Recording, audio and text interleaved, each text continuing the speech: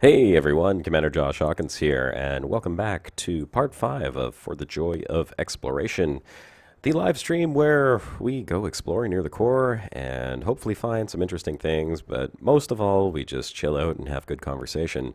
I hope to see plenty of people jump in here, join in the chat, and I encourage all of you to make sure to say hello in the chat so that I have the opportunity to respond back. We can do some questions, we'll have some fun, and hopefully find some really cool stuff to see. J Funky first. Yes, you are. Down a Master. How's it going, guys? Good evening. Welcome back to the live stream. I hope we will have an interesting show today. I do want to go looking for some of these surface features, so I'm probably going to spend a little bit of time on the surface of planets, driving around in my SRV. Hopefully doing a little bit of a better job than I did last time when we were heading towards the alien structures. But first, we're going to have to fly there and find the right planet to do that on. So, I'm going to go ahead and get this started. Hey, Sean Doran. Hey, Sean Doran, baby. How's it going? All right, let's get the thumbnail off of here and let's get the live stream started. Why is my mouse not going on to Elite Dangerous? What is going on here? Oh, there it is. All right, start it up. Open play. Figure out where the heck I am. Yes, you are so early. It's so early. Actually, it's not that early. What are you talking about? Hey, Daniel. How's it going? Miguel, I am doing... Well, I'm okay. It's been a rough night. I'm not going to lie. Being a parent can sometimes take its toll on you, let me tell you. Kids are not as easy as you might think that they are. Let's accept these new friends requests. And then let's see where we are. You know, I swear I have accepted friend requests from these people before, and I have a feeling that the game just doesn't stick to those friend requests. Sometimes it just drops them. All right. First, let's see where the heck we are. My voice is like warm caramel. It's like the inside of a stroopwafel. Is that what you're saying, Sean Doran?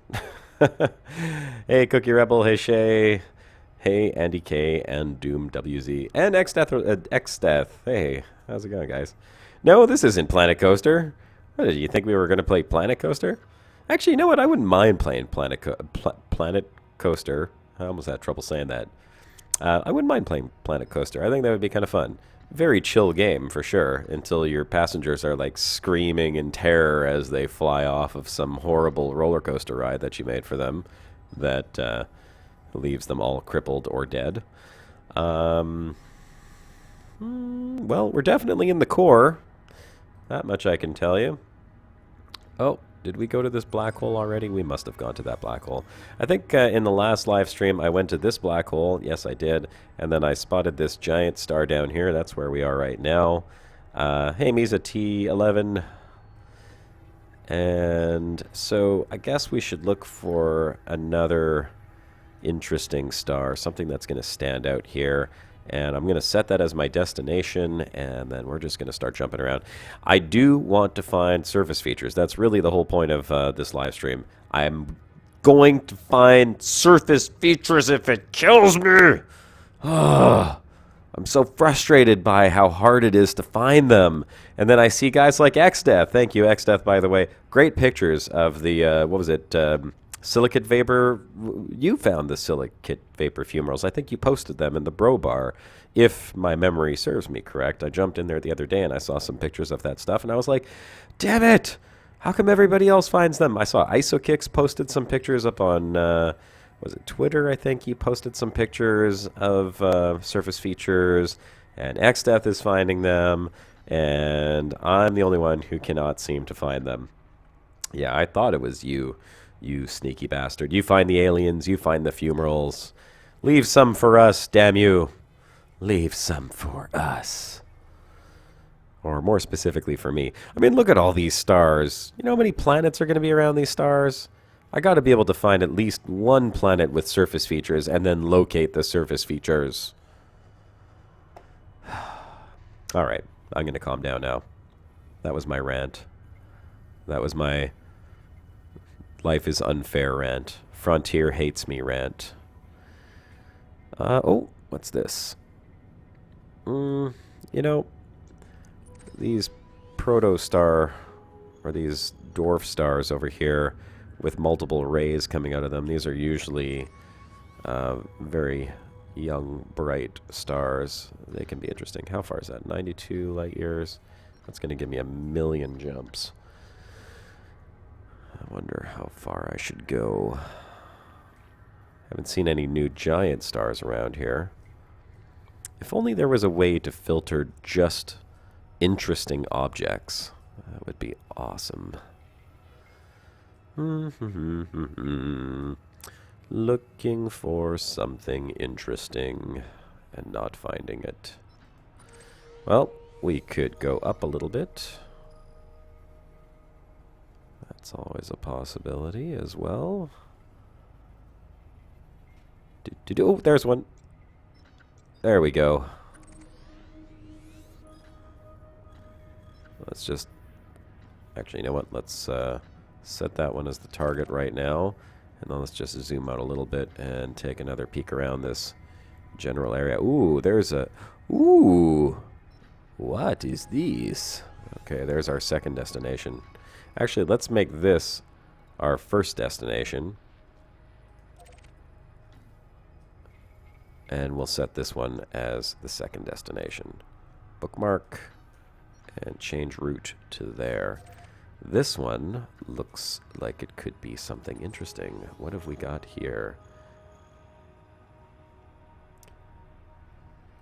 Let's go to the map. Uh-oh. Okay, there we go. What the heck? Why is this on economy? Get out of here. We don't want to see economy. It's a white supergiant. Yay. We like white supergiants. Turn off main sequence star. You're bound to find something interesting. How do you turn off main sequence stars? Oh, you mean just turn off all of these and just leave like protostars, white dwarfs, wolf rayets? I mean, or non-sequence stars? I could do that, but I don't know how much we're going to find around here. Let's just take a quick peek. There's going to be a couple neutron stars. There's a neutron star, neutron star. But I'm not that impressed by neutron stars. I mean, yeah, okay. Oh, there's a black hole. That's probably the one that we were just at. Okay, yeah, there's some black holes. We'll go check those out after. It'd be really cool to find a planet with surface features orbiting a black hole. That would be kind of interesting. But I want to go see that white supergiant. Still can't find the water geysers, X-Death? Well, hopefully we will today. Hey, Spike. And Nabil, hope you will find the missing tonight. Oh my god. I don't know if I'll find the missing this far out. I'm still pretty... Who's this? And let's see who's over here. Turn that back to realistic. And who could that be? Zero skill. Yeah, we're pretty far from the bubble to find the missing, honestly. I mean, I think a lot of people have done the calculations as far as, like, you know, their sub-light speed drives at the time. They wouldn't have made it more than, like, 400 light years. I mean, technically, they should still be within the bubble from everything that I've ever read on the missing. But who knows? Maybe they encountered an alien race that provided them with technology far beyond their means for the time. Or maybe they fell through a wormhole of some kind. Or maybe they were pulled into witch space by the Thargoids and thrown out randomly somewhere in the galaxy. We don't know. There's so much mystery around the missing. That's kind of the cool thing about it. Hey, Rodney Peters, X-Man. Good to see you guys. Welcome back to the live stream for the joy of exploration. It is part 5 today. I see a little chat just popped up in my window there from Kakakaski. Hello, Commander Hawkins. Thanks for acceptance. I was looking yesterday your Ancient Alien Discovery YouTube video and decided to send a friend request. I can't go there for the moment. I'm on an exploration tour more than 6,000 light years away. Oh, I feel ya. I feel ya, buddy. I don't know if you're in the live stream right now. No, probably not. I'll tell him how I feel. I feel you, man. I'm 25k light years away, but have to have a second account for that stuff. All right. let's see what we can find today. Unless they found Raxla, yeah.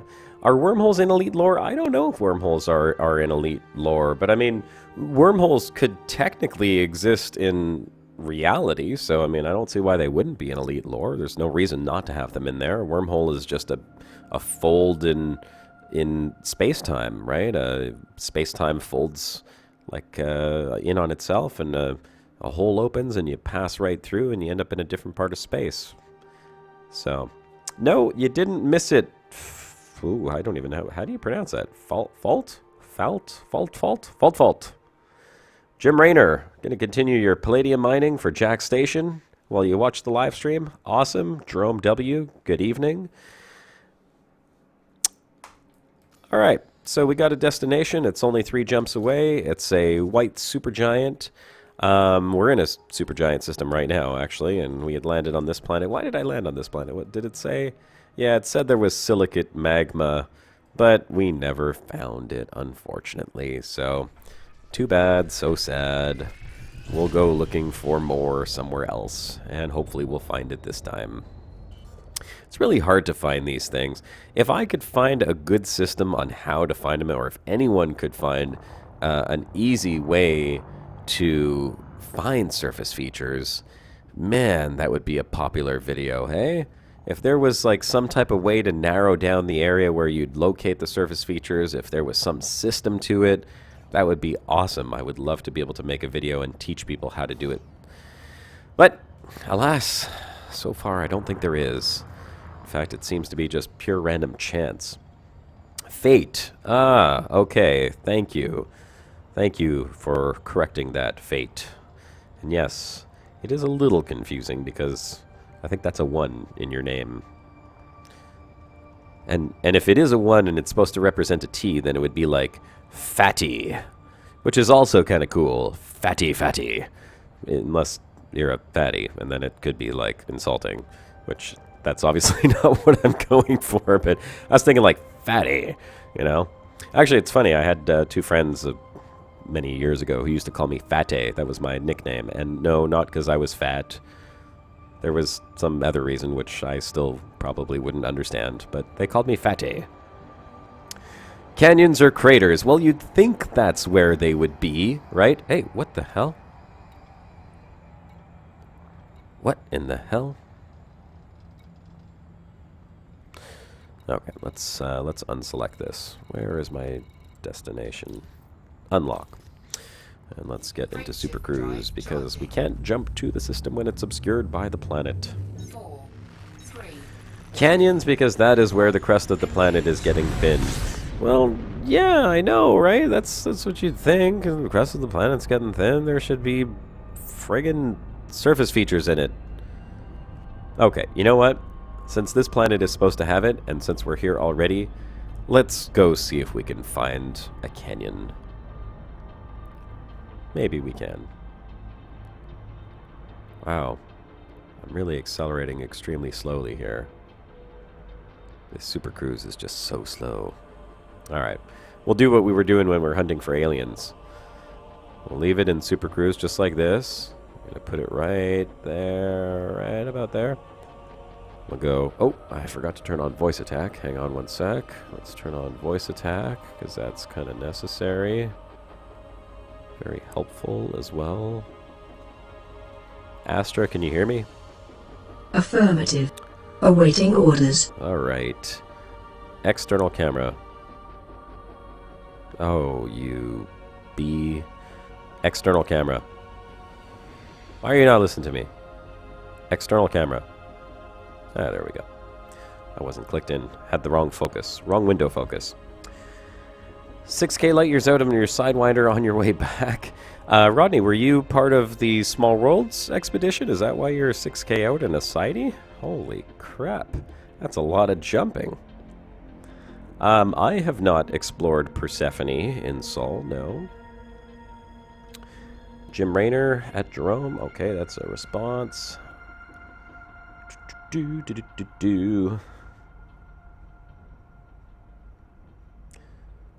Only stopping in to say hello. You're only on part 2 of the series so far. Well, you got like 10 more hours to watch. So yeah, thanks for stopping in, Tom. Nice to see you, and enjoy your catching up on the live stream. We're hopefully going to find some interesting surface features today. I might take XDeath's advice and just look for canyons. Although I figured that this humongous crater would have impacted the surface of the planet enough to cause some fire to shoot out of the crust, but apparently not. Apparently this canyon was not deep enough, even though it creates its own horizon when you're sitting in the middle of it because it's so wide. Look at the size of this damn crater. I don't know how far that was. That was probably like a 200 or 300 kilometer crater. Maybe more than that. Actually, it's got to be more than that because I'm going like 14 kilometers a second right now, and I'm still not even at the outer edge. All right. Just started the game in VR 2.2, Mount Joy. I am jealous. My Oculus is sitting right there. I'm looking right at it. It's been giving me some grief recently. I don't know if it's my 1080 GTX that has a problem. I'm thinking I might have to bring it in and possibly get it exchanged. Or the Oculus, I don't know. It's kind of a weird bug. If I leave my monitor plugged in while I have the Oculus plugged in, it starts like skipping frames. And if I unplug the monitor, it runs perfectly fine. And I've never had a problem with it before. I was able to run dual monitors with the Oculus plugged in. I was able to have my game up and have a million things running and streaming and recording all at the same time. And then all of a sudden, boom, one day, just started getting micro stutters and can't seem to get rid of it. Not fun, not pleased. It's left my Oculus shelved for a little while since I'm too frustrated to rack my brain on how to fix it anymore. Mars and Sparks, what did they do?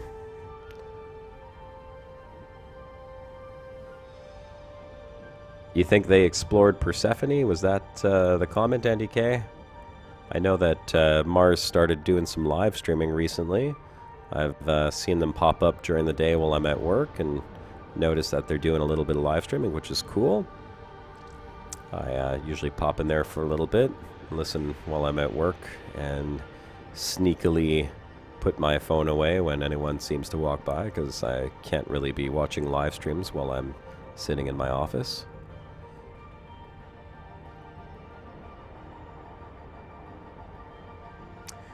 Yep, I know Mount Joy. It's a real shame. I don't really know what to do about the Oculus. It's really upsetting me. Like, I love the experience in VR. Elite is unbelievable. It doesn't really make for great live streaming, mind you, because you know the little head movements that you don't realize how much your head is moving when you're in VR. It's moving all the time, and if you're live streaming, it's too jerky. So I certainly wouldn't live stream in VR. I've tried to do a few videos while I was wearing the headset, but even that, I have to like force myself to think about how much I'm moving my head and then just keep my head still, and when I'm going to turn my head, just turn very, very slowly so that the video doesn't turn a little too choppy. I don't see too many canyons on this planet. It's just a pile of craters, so we'll move on. We'll go to that white supergiant and see if we can find something over there.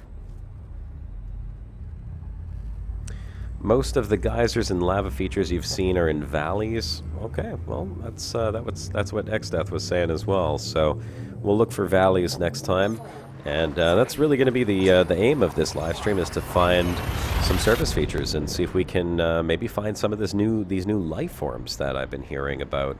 Saw a couple of pictures, some type of space fungus. I only saw one or two quick snaps, so I haven't really got a real good look at it yet. But I'm excited. I want to see life. I want to see alien life forms growing on a fumerol or a geyser. It's going to be really cool. So we'll jump around. We will find something to land on. But I think what I'm going to do is I'm going to first fly over to that supergiant and scan that system to see if we got anything there to check out. look here first as well. Disengaged. We got some landable planets too far away. Oh, that one's really close to its parent planet, though. No, we're going to keep going. All right, Jim. Have a good night. Calvin, welcome to the live stream. Yeah, I know, right, Xdeath? I'm definitely crossing my fingers hoping that they give us some tools. Maybe in a... Yeah, you know what? They probably wouldn't do that in like a minor patch. It would probably be part of 2.3 if they were going to do something like that at all. I just don't see them introducing a new, like... a new scanning tool into halfway in between a major update. It's too big of a feature that they would want to release it with like a major update. So we'd probably see it in 2.3, maybe with multi-crew. Would make sense. I mean, it would give the crew something to do, right? I mean, one person's flying, one person's plotting, one person's scanning the planets in the system. Hopefully they make a really cool mini-game out of it. You know, that way multi-crew is actually enjoyable and gives people a reason to bring other people on their ship, other than just, you know, chatting with them. That's right. I'm crossing my fingers. I will even cross my damn toes. That's right. I'll cross them all. Give us some tools, boys. All right. Did I even scan the system? No, I didn't. Let's scan, see what we got here. 27 new objects. One jump away from our supergiant. But what do we have? Ooh. Interesting. Quite a few binaries. I knew that one was really close. We're going to scan that little planet. These ones are not so close. This one, meh.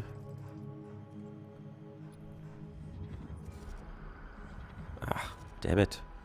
Too much mouse wheel. No, I'm just gonna keep going. I'm gonna jump to the next system. I'm just gonna scan that one little planet that's right close here. Just 'cause. Just 'cause I can. Give me a few credits. There we go.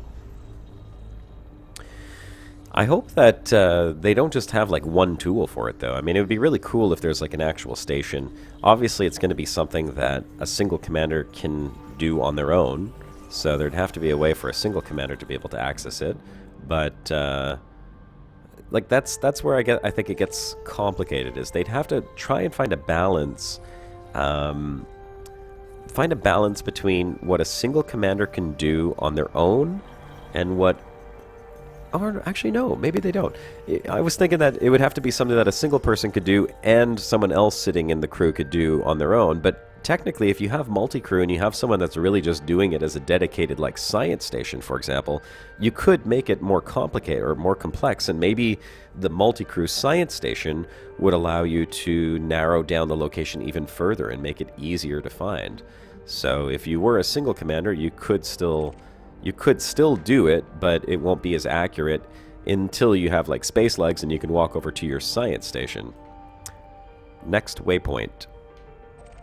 Make the jump. Jumping to light speed. I downloaded and heard a fantastic voice pack for voice attack the other day.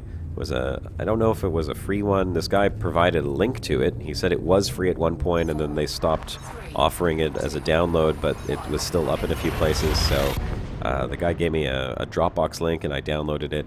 I don't know what voice pack it was. I haven't taken the time to install it yet, but it was so smooth and sexy sounding. Oh my god. I think Astra's going to get an upgrade when I get a new ship. I'm going to keep Astra on my ASP for now, but... she's definitely getting changed out when I upgrade the ASP to something else. Oh, wow, there it is. Supergiant. Just what we want to see. Target. And 33 objects. All right.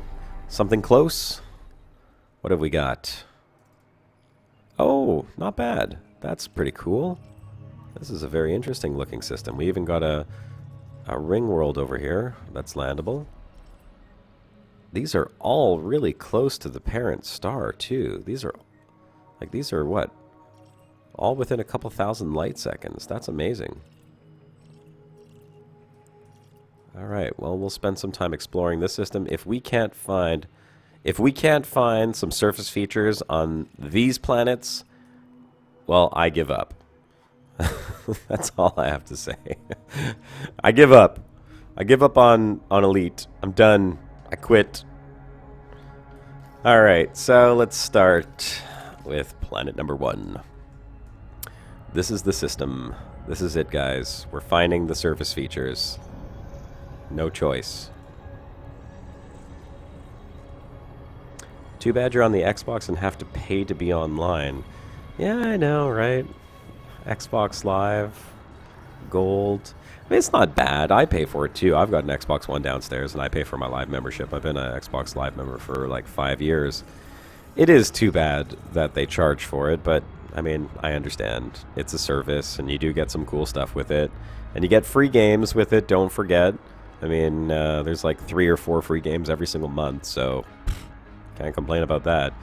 I downloaded so many games for my Xbox One, I don't even play any of them. It's ridiculous. Hope they have like an engineer position that could fix internals without an AFM. That would be pretty cool. They had, I don't know if you remember seeing it, but in the concept art, they had something similar to that. They showed a guy in EVA, like, floating outside what looked like a ship. It could have been a ship, could have been a station, we don't know, with, like, some type of hull breach in there. And there was, like, some meta games in there with electricity and gas pressure and a bunch of stuff. And looked like he had a little, like a little bot with him that was helping him out.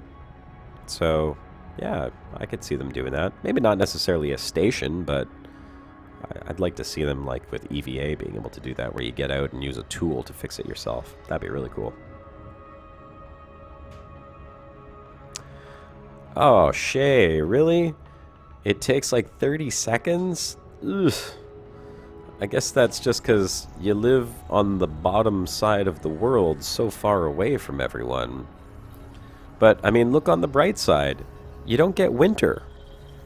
So, I mean, you got 30 seconds to jump, but you don't have winter. No snow, no slush, no freezing temperatures. You know, you won't die if you go outside. Oh, maybe you might, because, like, everything in Australia is poisonous and wants to kill you. Like, everything. You have, like, supersized, God knows, snakes, alligators, crocodiles, sharks. Yeah, I'm pretty sure that's everything in Australia wants to kill you, right? Ooh, I don't know what that is, if that's a crater or a mountain, but whatever it is, it's huge. And that planet's moving pretty quick, too. I'm actually stopped right now, and you can see it moving. Let's see if that one has anything on it. Let's go to the system map, and we are going to start systematically checking out these planets. So that is the middle one right there. Once it's scanned, we can take a look at the surface features like this. It definitely has canyonous regions. I see canyon there, I see canyons here, I see big canyon there. Alright. This is it. Let's see what this planet has. Ah! No volcanism! Alright, well, so much for that planet. Talk about luck of the draw. It's a cool looking planet though, and it's a fast mover. Moving real fast considering how far away from the planet it actually is. But alas, it has no surface features, no volcanism at all. Let's move on then and scan another moon. Rodney, what happened? You got sucked into a jet and got killed? What? Aw, dude. Did that just happen right now? We were just talking about you being in a sighty coming home? That's terrible, man. You should write support and tell them that you got stuck in a jet. And see if they reset your ship. Like, log out right away. don't even accept the new ship, you know? Just file a ticket. God, I hope you get your stuff back, man. So sorry. What was that question I saw there, Shay? You said, how high can I be and still scan the planet for POIs, and can I do it in Super Cruise? You can't scan for POIs in Super Cruise, but you can be anywhere from 2 kilometers up to 9 kilometers, I want to say. I think that's the limit. Hi, Nitrovids. How's it going, man? Clinton Mead says, yep, and there's even before you've... Yep, and that's even before you've met Australians. So, what, the Australians are trying to kill you too? Jeez. I thought Australian people were supposed to be super nice. One of my best friends just moved down to Australia. She met some guy quite a few years back, and they had a bit of a internet thing going on for a while, and he came down here, and they fell in love, and she moved to Australia. We warned her. We warned her that everything there would try to kill you, but she didn't listen. Now she's sending me back pictures of these giant spiders and like giant lizards up on the trees. I think that's awesome. I wish we had lizards here, but yeah, it's way too cold for lizards. Rogue, you got to take off, man. Well, thanks for joining in. It was a short stay, but short and sweet. You have a good night, man. I hope my exploration is fruitful as well. Oh, what's that? Also, I used a last first, Josh. Well, we'll credit you with that.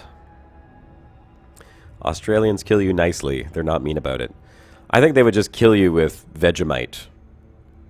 Like, jeez. Why? Why?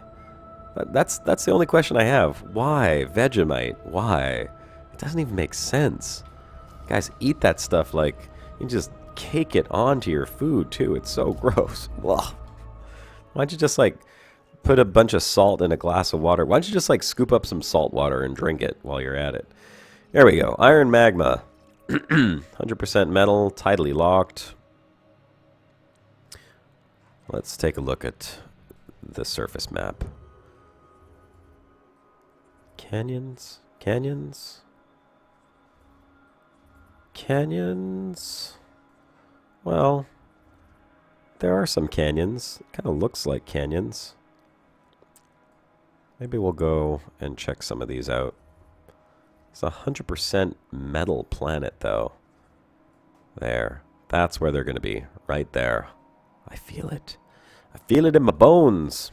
Okay, let's go check this planet out. We're going to go find it. Aren't I from Canada, though? Yes, I am from Canada. It's just as deadly.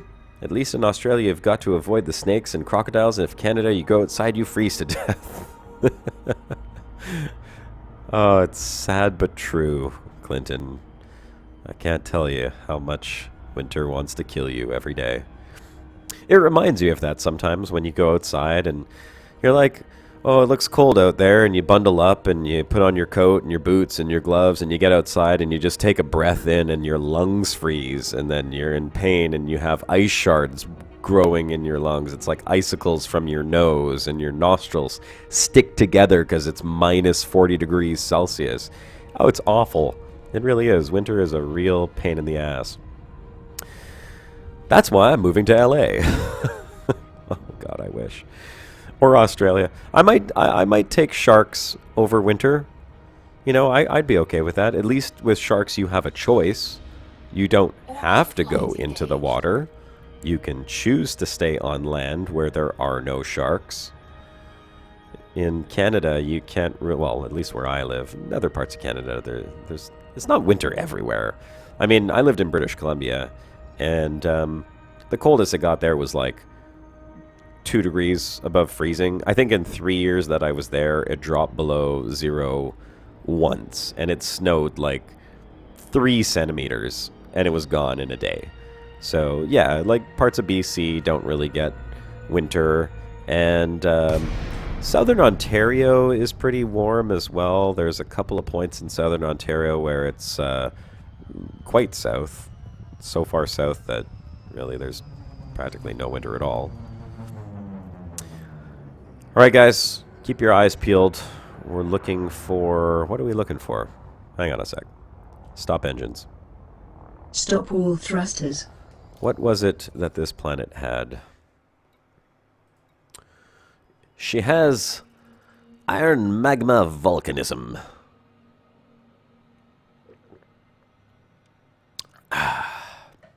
Good old H2O. No H2O on this planet, but some iron magma volcanism. And a beautiful view of that gas giant right over there. Canada home, maple syrup, and snowboarding. Yep, that's very true. I just learned how to snowboard 2 years ago. I don't know if picking up snowboarding at 37 was such a great idea, but it was about time. I should have snowboarded a long time ago. Actually, I can't say that I had much of a choice. When I was a kid, snowboards didn't even exist. It's the problem being an old fart. Yep, snowboards didn't exist. Although I was a skateboarder for most of my youth, and a pretty darn good one at that. And I remember several times bringing one of my old decks out to the snow hill and trying to go down the hill on a skateboard deck with no trucks on it. It doesn't really work. You got no direction. There's no edge on it. There's no way to keep yourself going in a straight line. So it's just you fall mostly. You know, I slid down the hill backwards and sideways, but it's not like a snowboard at all. Snowboarding is a painful sport to learn, but once you get it, it's amazingly fun. You don't have quite as much control as you do with a pair of skis. It's a hell of a lot harder to learn than a pair of skis, or just plain old skiing, but and it's also a lot more painful to learn. I would say that my first day snowboarding was probably the equivalent of being captured by an enemy faction in war and being tortured for a day. I never felt so much pain in my life, and it lasted for quite a few days, actually. I fell so many times on my wrists and my ass and my head. I probably had a concussion from all the times I smashed my head into the ice on the ground, and I permanently damaged my wrist. At least I'm pretty sure I permanently damaged my wrists. And I bruised my ass so much it looked like I was like a practice dummy for a boxer for an entire day. So, needless to say, the second time I went snowboarding, I was afraid. I was actually quite scared because I was afraid of all the falling was going to happen again. But amazingly, you know, your body has this way of like trying to protect itself. And so apparently I learned something on the first day. And the second day I went snowboarding, I fell 2 times in the whole time that I was snowboarding. And I was like, oh man, that was amazing. And I had a lot of fun. It was actually a lot more fun to snowboard when I wasn't falling every 30 seconds. So, painful lessons snowboarding. But once you get past that first day of falling over and over and over and over and over and over and over, and I could probably just keep saying over for like 5 more minutes, we still wouldn't have as many times as I fell. Once you get past that, snowboarding is actually a lot of fun. So, let me look at the chat while I slowly fly over this canyon. I didn't see any iron magma in that canyon, unfortunately, but I'm missing some of the chat here, so I just want to scroll back up. You live in Florida, I'll take all your homes over mine. Really? What do you mean? Why? What's wrong with your home? Florida's a great place to live, except for when you're getting blasted by hurricanes. I mean, but that only happens like once every couple of years, right? So, I mean, that's not too bad. I'd take a hurricane for a couple of days over winter for 6 months. Trade it in a second. You're welcome to take my home. I'll go live in Florida. You want to trade? What kind of house you got, X-Man? I'll trade. We'll trade homes, okay? You watch another streamer in Saskatchewan. Was 2 degrees the other day. Shay, it's 2 degrees here right now, actually. In fact, if I recall correctly, when I looked at the thermometer on my car on my way home, it said it was 3 degrees outside. And that's not cold. I'm still wearing my fall jacket, and I just go to work in a just a normal sweater and a pair of jeans. Like, that's not cold. Cold is when it's minus 20 or minus 30 or minus 40. That's cold for a Montrealer. +2, like, if it hit +2 in the middle of winter, everyone would be outside in their t-shirts going, wow, it's so nice outside right now. I shit you not. Outside in their t-shirts going, beautiful day, isn't it? Eh? What else we got in chat here? Hi, Unknown Elite. Hi? Question mark? There sure are a lot of connection errors since 2.2 landed for me anyways. Anyone else see that? No, I have not seen any problems with connection error spike. But I'm sure that you're probably not the only one suffering from it. I know that there are a number of bugs in the game right now. Just for anyone who's joining in, look at this. White supergiant above, and we're on a planet looking for iron magma volcanism in a canyon somewhere, orbiting a gas giant with a ring. It's a pretty nice view. It's a pretty small planet, too.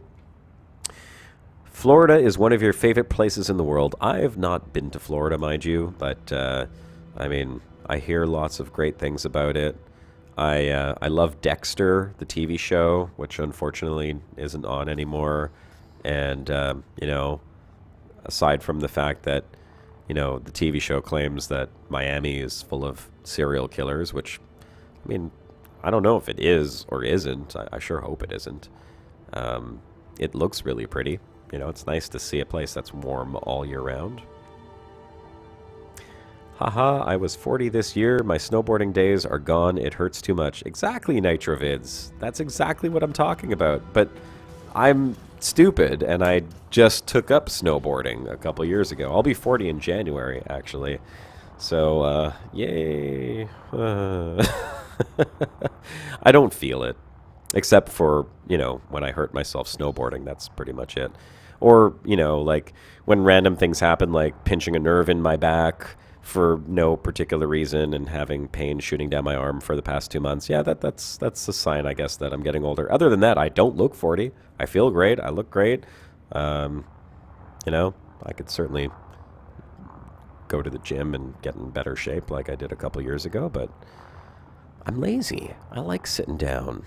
You know, sitting down is relaxing. It's how you unwind. It's how you de-stress by sitting in your cockpit chair, flying an Elite Dangerous, and looking for iron magma geysers and fumerols. Maybe I shouldn't be looking for the iron ones. Maybe the molten iron isn't the one that I want to find. I saw the silicate vapor geysers. Those look like the ones that I want to go check out, actually. So maybe I should just, like, skip this stupid planet and go find some silicate vapor geysers. Because there's nothing in these canyons. I don't see an iron magma anywhere. Where be you, iron magma volcanism? I know you're here somewhere. Hiding strategically from me. I will find you. I will get you. Alright, I'll leave the ship flying a little bit more. External camera. External camera. There we go. We'll leave this for a second while I read the chat. Maybe some geysers will pop out of the ground and start shooting molten lava up in my face. Let's see what else we got here. No, Florida's one of... Okay, I read that already. A lot of disconnects. You live in Colorado, so you get a lot of skiing and snowboarding. Yeah, no kidding. You got some great mountains over there for doing that. Worst drivers in the country. #1 in insurance fraud. One of the lowest rates on the happiness scale. Really? How could you be unhappy when it's sunny all the time? That doesn't even make sense. Canyon's not deep enough? All right, I'll look for a deeper canyon. Have you explored anywhere near HIP 18050? I don't know. Don't think so. But we could find out. I'll do a search for that. Welcome back, Jay Funky. Let's see. Have I explored anywhere near there? Let's take a look. Oh, wrong map. Galaxy map. Dun dun dun dun dun. HIP 18050. Oh my god.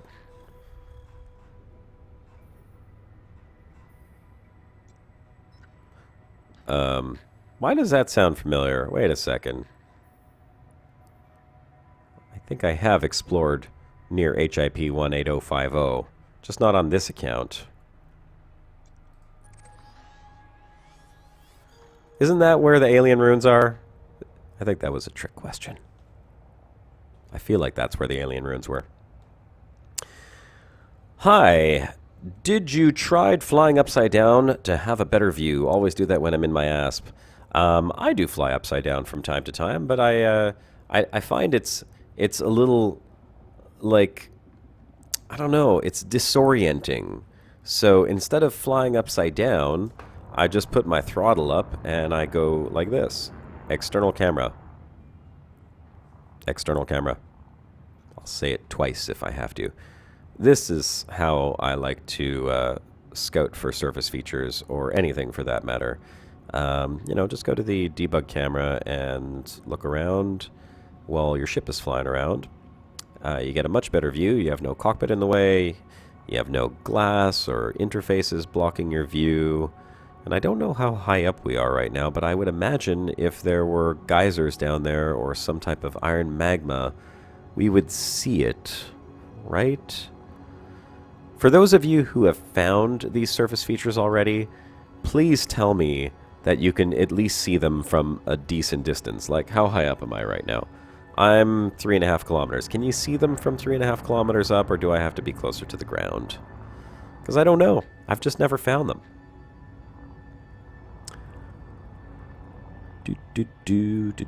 Oh, it was sinewy or something, right. Well, why does HIP 10850 sound familiar? It looks like a place near the Pleiades. No, I'm not going to find anything here. All right, well, we'll do a little super cruise, quick jump, and head over to a different one.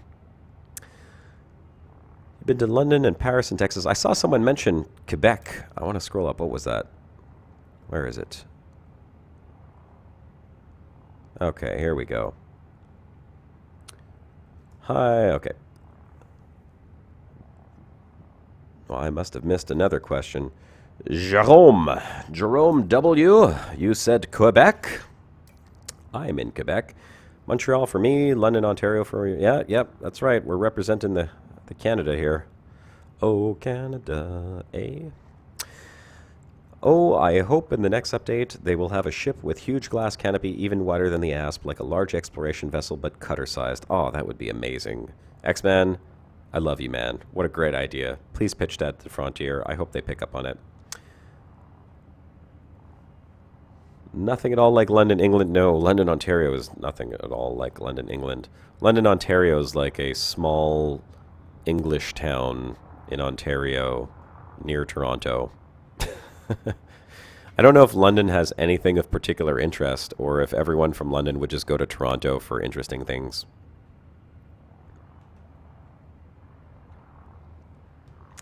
Do you know if any new locations with alien ruins have been found? No, Jack Hodson, I don't think any new locations have yet to be found. Although I know people are working on finding them, that's for sure. Miguel Tavares, guys, for a newbie on Elite, what would you guys advise as a ship? Well, if you're literally just starting, Miguel, use your Sidewinder for as long as you can. And then upgrade to a Viper if you want to do combat, or upgrade to a hauler or an adder if you want to do some trade or missions. Eventually, you might want to get a Cobra, although I never used a Cobra. I just went from a Viper straight to a Vulture.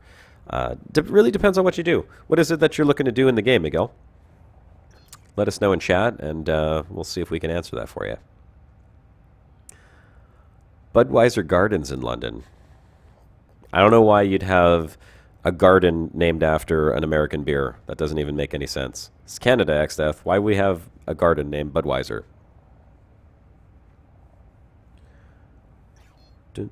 Hey, didn't I see Turgeon message in there? Hey, 3.5 kilometers is about the limit, I think. Oh, thank you very much, Turgeon. Didn't even realize you were in here. Hey, hold on a second. Dun dun dun dun, bro bar. I should have gone to here.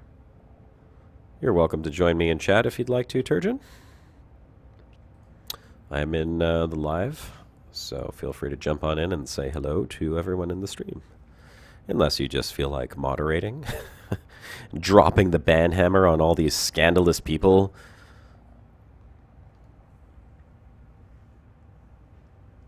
You don't know, but apparently it's a big deal. Okay, well. I guess it is. Must be. Jacob, salutations and greetings. Or greetings and salutations.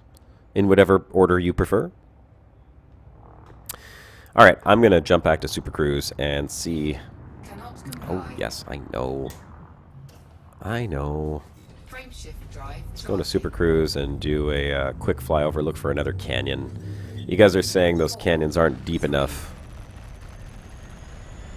They just want to see you crash. Yeah, I know, right? I mean, what's with bastards! You just want me to die! How's it going, Turgeon? Oh, fine, Tar, fine. Yeah, I'm probably a lot nearer the bubble than you are now. Oh, I imagine so. Nitrovids, thanks for joining the Hawkflock, man. I'm kind of at the point where I was thinking, is it worth actually stopping off at one of the Jacques outposts? You know, between Jacques and the bubble, because that's nearer to where I am right now. I thought, I might stop off there. Why in the heck not, right? Go check it out, see what's going on with all those new stations and everything. I mean, as they're all technically affiliated to Colonia, I could sell a load of exploration stuff at one of the outposts, and that would count towards Colonia. Is that what you're working? Is that what you're thinking about doing? No, not really. It's just it's on the way. You know, when you get that close to bubble, you think, oh, maybe I'll pull in at that truck stop. You could hold off too. I mean, on oh darn! I just came out of Super Cruise by accident.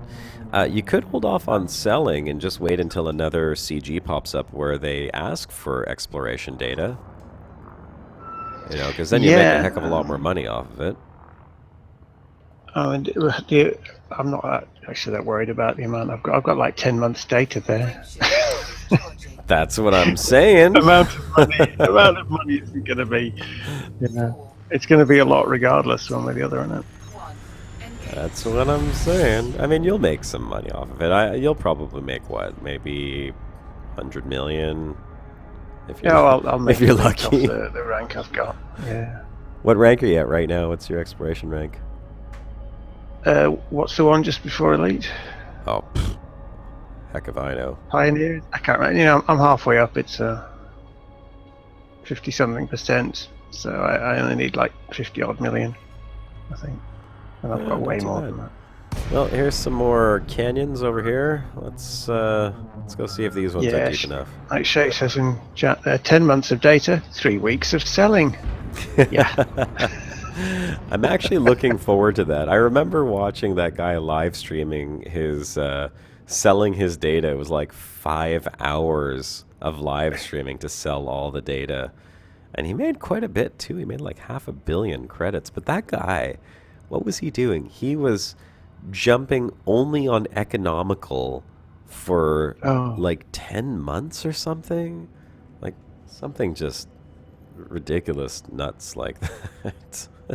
You got to be mad before you go out to do that. Oh yeah. Mostly when you've been out as long as we have, you go mad some way, one way or another. Yeah, that space madness is actually sanity compared to what you were thinking before you decided to go on an economical jumping for 10 months. What were you thinking, man? Where's Shibuka at tonight? Don't know. He keeps popping in and out. He's around and about. Is he now? Have you played Osiris at all recently? Once since the new patch, when I built a turret outside my base, and it's crawling with critters now. Crawling with them. Yeah. Well, I heard that they did something. They travel in packs now as well. Yeah, and you get some gaudy purple higher level ones coming at you. Ooh. Big purple crabs. So we'll actually have to start playing together then, like... In fact, yeah, as it stands at the moment, you haven't got much chance of surviving on your own. It's very interesting. Yeah. Very interesting. Well, we'll have to do the other extreme. Well, we'll have to do an Osiris live stream again, maybe later this week. What are we today? We're Tuesday, so maybe like a Thursday Osiris live stream. I think I could probably swing that with the wife, you know. Honey, gonna live stream on Thursday. If I tell her 2 days in advance, she'll be okay with that. Yeah. You know, as long as we don't have anything planned, which I don't think we have anything planned for Thursday. Friday, I have to have a meeting in the morning with my ex, who I haven't seen in a very long time because of my daughter. So, that's going to be interesting. I get to meet up with her and have a nice conversation. I hope that all goes well and at least 2 people leave the room at the end. I know one of us is going to leave the room. On their feet rather than on stretchers, yeah. One of us is definitely leaving the room. The second one, I don't know. And I don't know which one it'll be. All right, I give up on this planet. No! I give up. I give up. I'm not finding anything here. I hate this planet. I hate it so much. Turgeon, why can't I find surface features? It is annoying, isn't it? I mean, you'd think certain planets, certain surface features, it should be a given, really. I'd go looking for binary moons around a gas giant myself. Small binary moons. Do you see? Because theoretically, look, theoretically they should be tugged to death. Well, yeah. I mean, look at this. I'm 800 light seconds from a supergiant and orbiting a gas planet. I want to find silicate vapor geysers, though. I'm going to check the other moons of this this planet right here. As far as theoretically is concerned, you're dealing with the same planet generation system that has planets that have a surface temperature of 11,000 centigrade. So yeah, exactly. But no visible we can't lava. take theoretical physics for granted here. Nothing visibly molten, of course. What are we missing in the chat here? Hold on, I'm skipping chat because I'm not paying attention. Don't give up. I want to give up. I just want them to give it to me. Just give me the surface features. Why do I have to work so hard for it? All right, let me scroll up in the chat here for a second, see what I missed. I saw Unknown Elite said this. Melie 59, well, that's the coordinates, has water geysers with green grass? What? I don't believe it. What? I call shenanigans green grass. Come on. Lots of shenanigans. Okay, what did I miss? Buy a conda turtle. Green spiky crystals, perhaps. Mm-hmm. David Entz is exploring in a cutter. That's a pretty cool ship. I'd go exploring in a cutter. Although I don't have rank for a cutter. The rarest crystals could look like grass, rather. Because they get spikier the rarer the material, from what I've seen. The chunky crystals are the common ones, and the spikier and spikier are the rarer ones. And if they were green, they'd look like grass, yeah. Okay. I'm going to scan these 3 little moons here, and then we'll take a look at them on the system. Oh, that's... never mind. 2 little moons. Let's take a look at these 2. Oh, wait a second. That's a... That sneaky gas giant, gas planet, 435 light seconds away. I thought that was a moon. Okay, let's see what this planet is. This little moon. Show me silicate vapor geysers. Please, pretty please. Cross your fingers. Iron magma. 100% metal. No atmosphere. Ooh. You think these are deep enough canyons? They're saying I need deep canyons. That seems to be like the key to finding surface features like iron magma. They're red. Look, they have like a pink hue. That looks fun. This one looks deep. Like that should have... Okay, we're going to go find that one. Yeah, big mountains, canyons, yeah. We're going to go find that one. Fun. Done. It's a done deal, guys, girls, anyone watching. That's where we're going.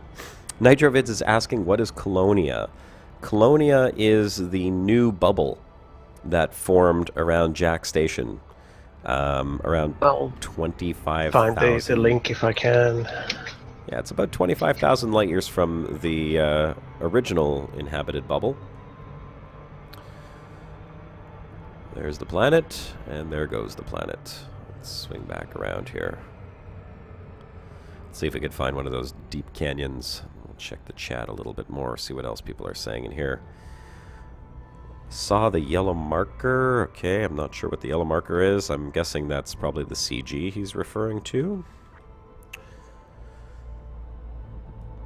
Yep, backed it up. Heavy D, 1980s first version for VGA and Horizons. Oh yeah, the original. I think Turgeon played that, actually. The original, yeah. Turgeon's older than I am.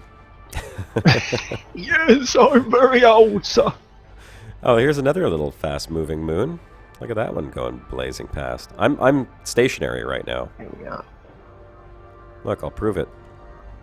Disengaging Super Cruise. Disengaging jump. Oh, Turgeon, they fixed it. Remember? Yeah, that's the one they fixed. Yeah, it was a case that the planet could just whip past you, but Well, no, Yeah. because when you dropped into normal space, the planets would do the choppy thing. They'd yeah, jump. the jumpy thing. Yeah, the jumpy thing. Now it's actually moving smoothly. That's fantastic. Oh, I'm very happy that they did that. That was one of the things about the game that just was like immersion breaking for me. I think I reported it as a bug like the first week I was playing. I'm like, we're in the beta. I'm like, oh yeah, by the way, guys, you have a moon that's jumping. These are the coordinates. I took a video and I sent it to them. Of course, not realizing that every single moon that moves quickly is jumping in the game, and I'm sure they knew about it. That was my first episode of Turgeon's Travels. So. Yeah. I only made it because I found a jumpy moon and I thought it was a freakish one, and yeah, they all do.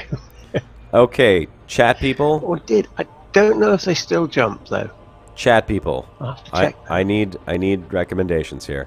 I see many canyons that look deep, and there are the ones that have kind of like the pinkish tint in the bottom. Should I go to the pink ones or should I go to the dark ones? I think I should go to the pink ones.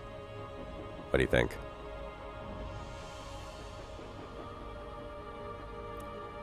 Oh, look, there's lots of pink. I want to say that that's not actually pink, that's molten crust surfacing on the planet. There. Oh no, we're being tasked in chat about new videos. Oh, no. Sonar the First is saying, when are both of you going to put out new videos? We can't answer those questions right now. I have pink. one in the pipeline. I'm working on it, but it's fiddly. The deepest pink ones. It might be, well, Okay, I'm going to go check this one here, and then I'm going to go check the one off to the right of it. I got one in the pipeline, too. It's been sitting in my pipe for a real long time. Why I have not lit it up and just smoked it already, I don't know. Okay, well, that's... Well, consensus in chat is pink. Yeah. Like It seems pink. to be. So we're going to the pink ones. I'm going to check this one here first, and then I'm going to go over to the one to the right, and then if there's nothing at either one of these, then I will turn around 180 degrees, and I will go back down to the pink ones on the lower end of the planet.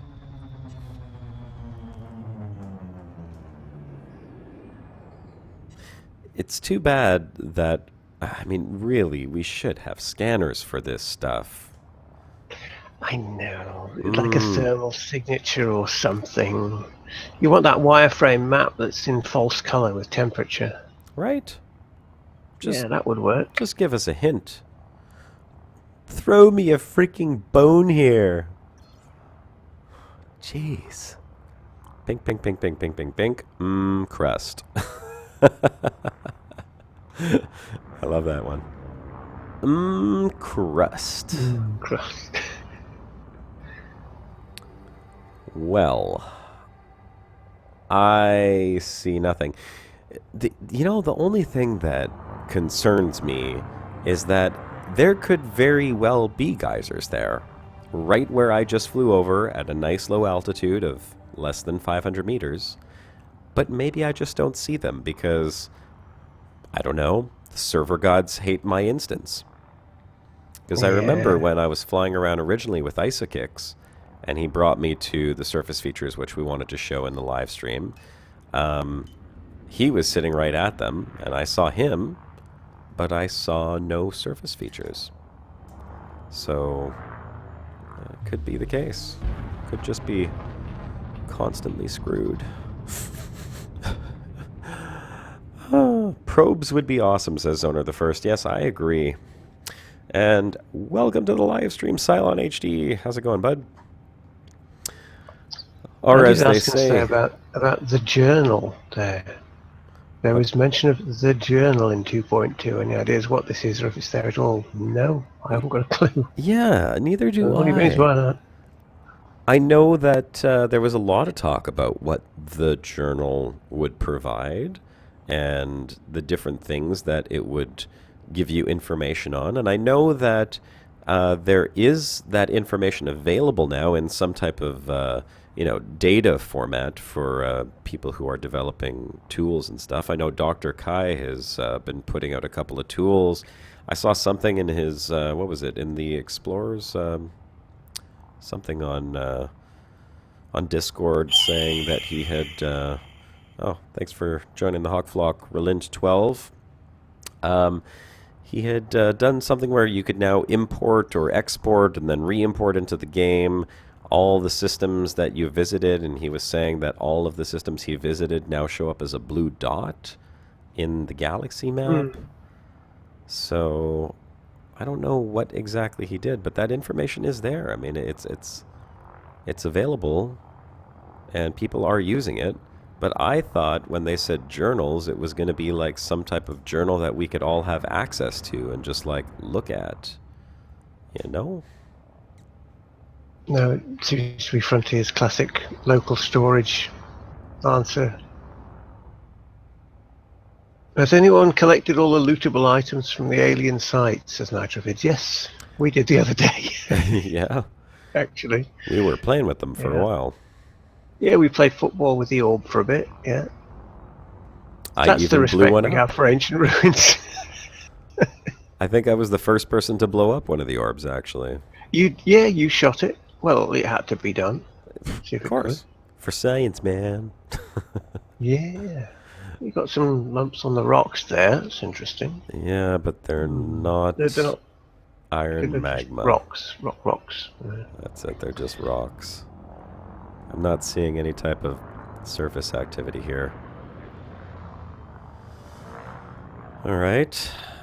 So, nothing in that pink crater. Angry Gnome saying he's enjoying the exploration passenger missions there because it gets him out exploring where he wouldn't otherwise do. They are good for that. I think it's a great idea, they've picked actually. some interesting, to their credit, Frontier have picked some interesting locations. All right, some of them are like 30,000 light years away from home, which is a bit much for most people. But there if are you have a very interesting purpose, I mean, if there's a reason to go there, why the hell not, right? I think I might try some of those. I mean, I'm going to do it in my ASP, of course, but, or maybe not, actually, now that I think about it. I have been talking about upgrading once I get back to the bubble. I just don't know what I'm going to upgrade to. I mean, if I look at, like, let's take a look at my funds for a second and see where I actually stand with all of this. Before I left, I have 196 million credits worth of assets. A lot of that is in ships that I don't necessarily want to sell off, though, to reclaim those credits. Like my T9, my Vulture, my ASP.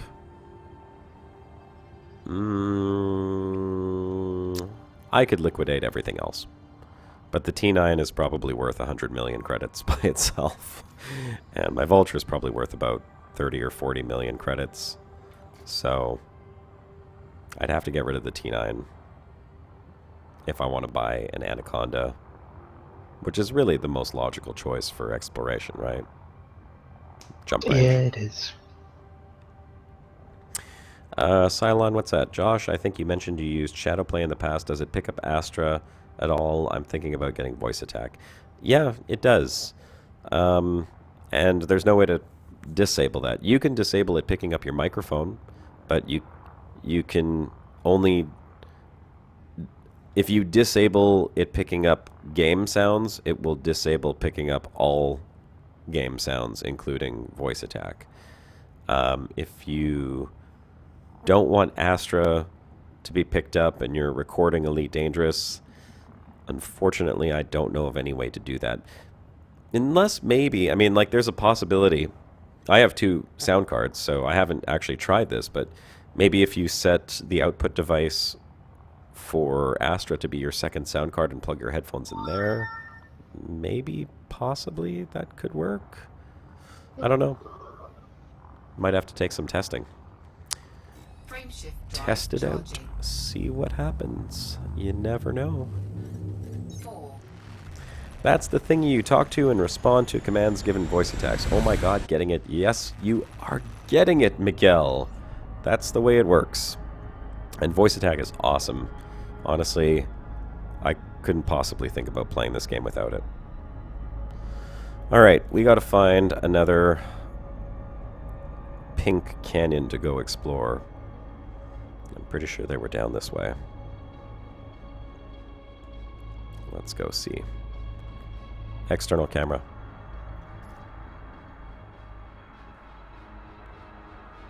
Show me the pink canyons with surface features.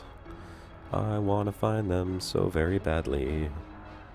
Oh, there's one off to the left over there. And yep, let's go to that one.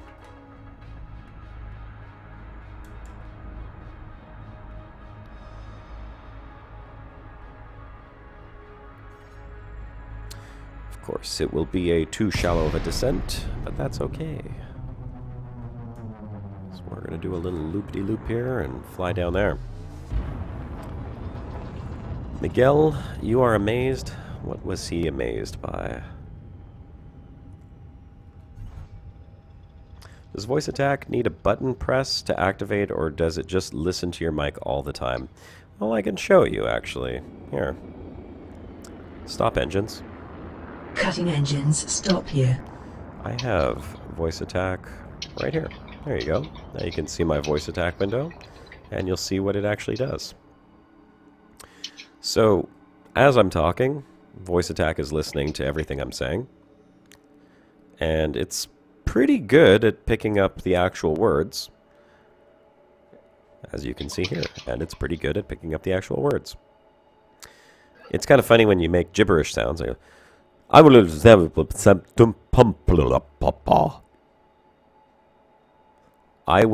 send them pumped up, Paul. Yeah, that's pretty close, actually. But when you say something that it actually recognizes, like if I said, make the jump. Jumping to light speed. It has these pre-programmed settings, of course. And now it's trying to make a jump on my desktop. This command here is programmed to a particular command that is like key bindings or key presses or joystick movements or mouse movements or whatever it is that you've programmed it to do. And it will effectuate that particular command when you say the keywords. Now, I could say make the jump, I could say jump to light speed, I could say charge the FSD. You can set multiple phrases for the same command, which is awesome because, you know, sometimes you just kind of forget what it was. Especially when you're starting to use voice attack, you're going to be like, oh, what was the command to do that? And even though you think it's intuitive and it was like, lower the landing gear. No, it wasn't lower the landing gear. It was open the landing gear or deploy landing gear or whatever it is. If you don't say exactly the right phrase, you don't get the command. So what you eventually do, and what most people who've had voice attack for a long time do, is they go to this command and they click on it and they start adding in alternate phrases to do the exact same command. And you can enter in as many as you want. And then once you save it, voice attack then knows exactly what that phrase is supposed to do. So it's a very, very handy tool. And as you see the little bar here flipping along the bottom, it's listening to me all the time. It works with your Windows voice recognition, so you have to have Windows voice recognition enabled. And it's actually something that you want to train a little bit as well. The more you train your Windows voice recognition or speech recognition, the better voice attack will understand you. So I've spent maybe 2 hours or so training the speech recognition in Windows on different words, and you just sit there and you read a bunch of words, and it's like, say this, and it reads it and learns, and it gets better as it goes along. And that way, voice attack becomes a lot more accurate and much more enjoyable. But you do have to pause before you say it. Like, I can't be right in the middle of a sentence and say, make the jump. It's not going to pick up on that. It's listening to the whole sentence. So I have to stop, make the jump, Jumping to light speed. Charging. and then it recognizes it. I don't think this canyon is going to have surface features. It looks like it's too shallow.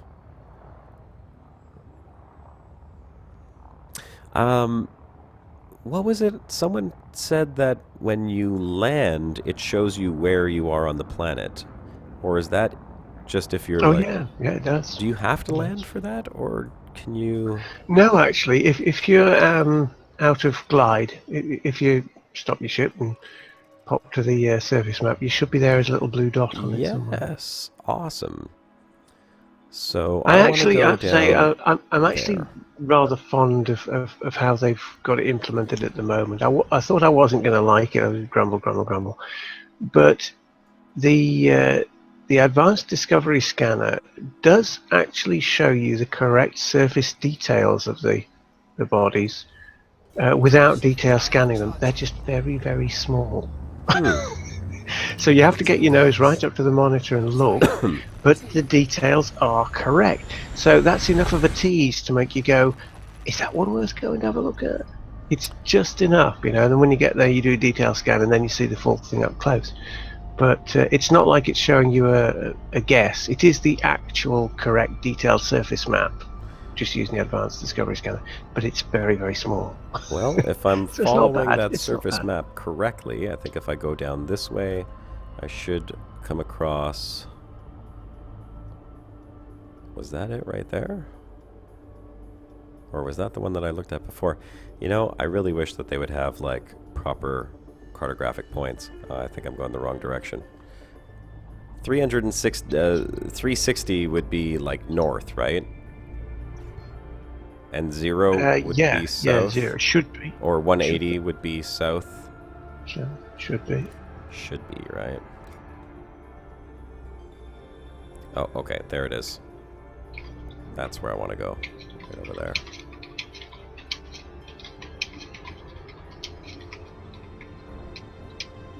I think that's it. I almost feel like that's where I was before. Why does it have to be so complicated? There Like was a huge world, that one. There was a fantastic third-party tool that I saw that lets you set waypoints on planet surfaces. Yeah. You've seen that, I right? think he hasn't finished it yet, but yeah, I know the one. Is it Excellent available? tool. I don't think so. Last I saw, he still had it in sort of alpha stage, but I think he's still working on it. I want that tool so bad. It had a number of fantastic uses too, like for SRV racing, surface racing.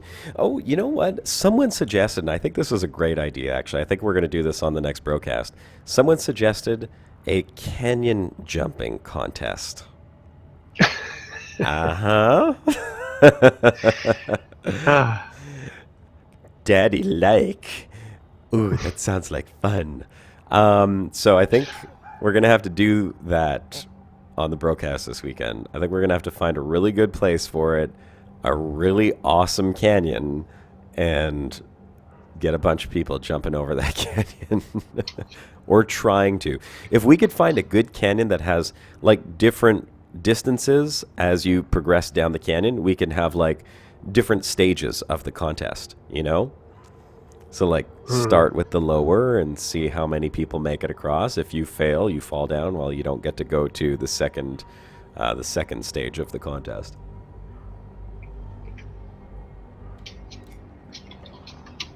Have I been to any of the civilian installations? I was at a couple civilian installations. I did a live stream on that. Actually, it was the same day that I think it was the day that Was it the day that beta came out? I want to say it was either the day the beta came out or it was the first broadcast after the beta came out. I think it was the first broadcast, actually. So that would have been the Sunday after, so a few days after beta released. And we went to go check out a couple of them. Oh, Jay Funky, was that you that suggested that canyon jumping? Because I remember someone suggested it, and I thought I had saw some coordinates for it. If we have coordinates for it already, then that's great. We don't have to go looking for it. That would make it even easier. Voice attack plus Ivona looks like fun. Ivona, I don't remember which one Ivona is. That's a certain collection of voices. Oh, Turgeon, I don't know who this guy was. I was on the Elite Dangerous community website, and they list some Twitch streamers that are streaming Elite Dangerous. And there was one guy that was streaming, and he had this voice pack that was just like sexy, like really sexy voice. I was like, wow, she sounds hot. I don't know who it was. I wish I'd love to look up the woman who did the voice recording for it, but she sounded amazing. And he said it's no longer available, but he gave me a Dropbox link for it, which I downloaded, and I have it saved somewhere, I think, on my desktop maybe. And I want to install it on my ship when I get back to the bubble. But just for the sake of keeping things consistent, I can't change voice attack on this ship yet. It'll be either on my alt account or I'll do it when I get my next ship upgrade from the ASP. Not one of the HCS ones then? It was an HCS one. Apparently it was available. But it's one that's discontinued, huh? Oh, yeah, it was discontinued. I don't know why they discontinued it though. Maybe they're discontinuing ones that they can't like they can't get the actor back, the voice actor back for continuing work, possibly. If they need to update, yeah, that would be tricky. Yeah, because with 2.2 now they have a whole bunch of new commands that they've integrated into the game, of course, which makes it a little trickier because they have to call these people back and get them to come in and record them again. But it sounded so nice. I mean, like, it was... I mean, not just because she had a really sexy voice, but because it really blended well with the ship that he had. He was flying... What was he flying? Was he in an Anaconda? Darn, I don't even remember. I think he was in an Anaconda. No, he was in a Corvette. Yeah, he was flying around in a Corvette, which is a really sexy ship also. My God. Beautiful ship. And he was doing, like, reputation grinding, or whatever you want to call it. He was raising his faction, and he was doing missions back and forth. He'd get interdicted once in a while, and he had some very interesting commands that I liked. I got to go back and check that out. I'll watch his live stream again and see what his commands were. I think I bookmarked him, so check him out another time. I can send you the link for... You have voice attack, don't you? Oh, no. Yeah, bizarrely, I don't. I keep meaning to get it one of these days, but I'm the one that has all the AIs and we've to use voice attack. That's right. That's why I was just thinking that you had voice attack. I confused your many AIs for an actual voice attack. Yeah, I'd confuse myself using it, but I do keep meaning to get it one of these days. Nitrovid says she's probably fat and ugly. You know, that's a stereotype. And not all fat, ugly people, which, by the way, ugly is... Beauty is in the eye of the beholder, okay? So, just because someone's fat does not make them ugly. And just because someone's ugly doesn't mean they have a sexy voice. I know a lot of very beautiful people that have horrible voices. Horrible voices, yeah. Horrible voices. So horrible. Come on, surface features. Man with Two Brains. There's a classic one in the old Steve Martin film, Man with Two Brains. What was the How I Met Your Mother thing? There's the hot to crazy scale. Oh, Wait a second.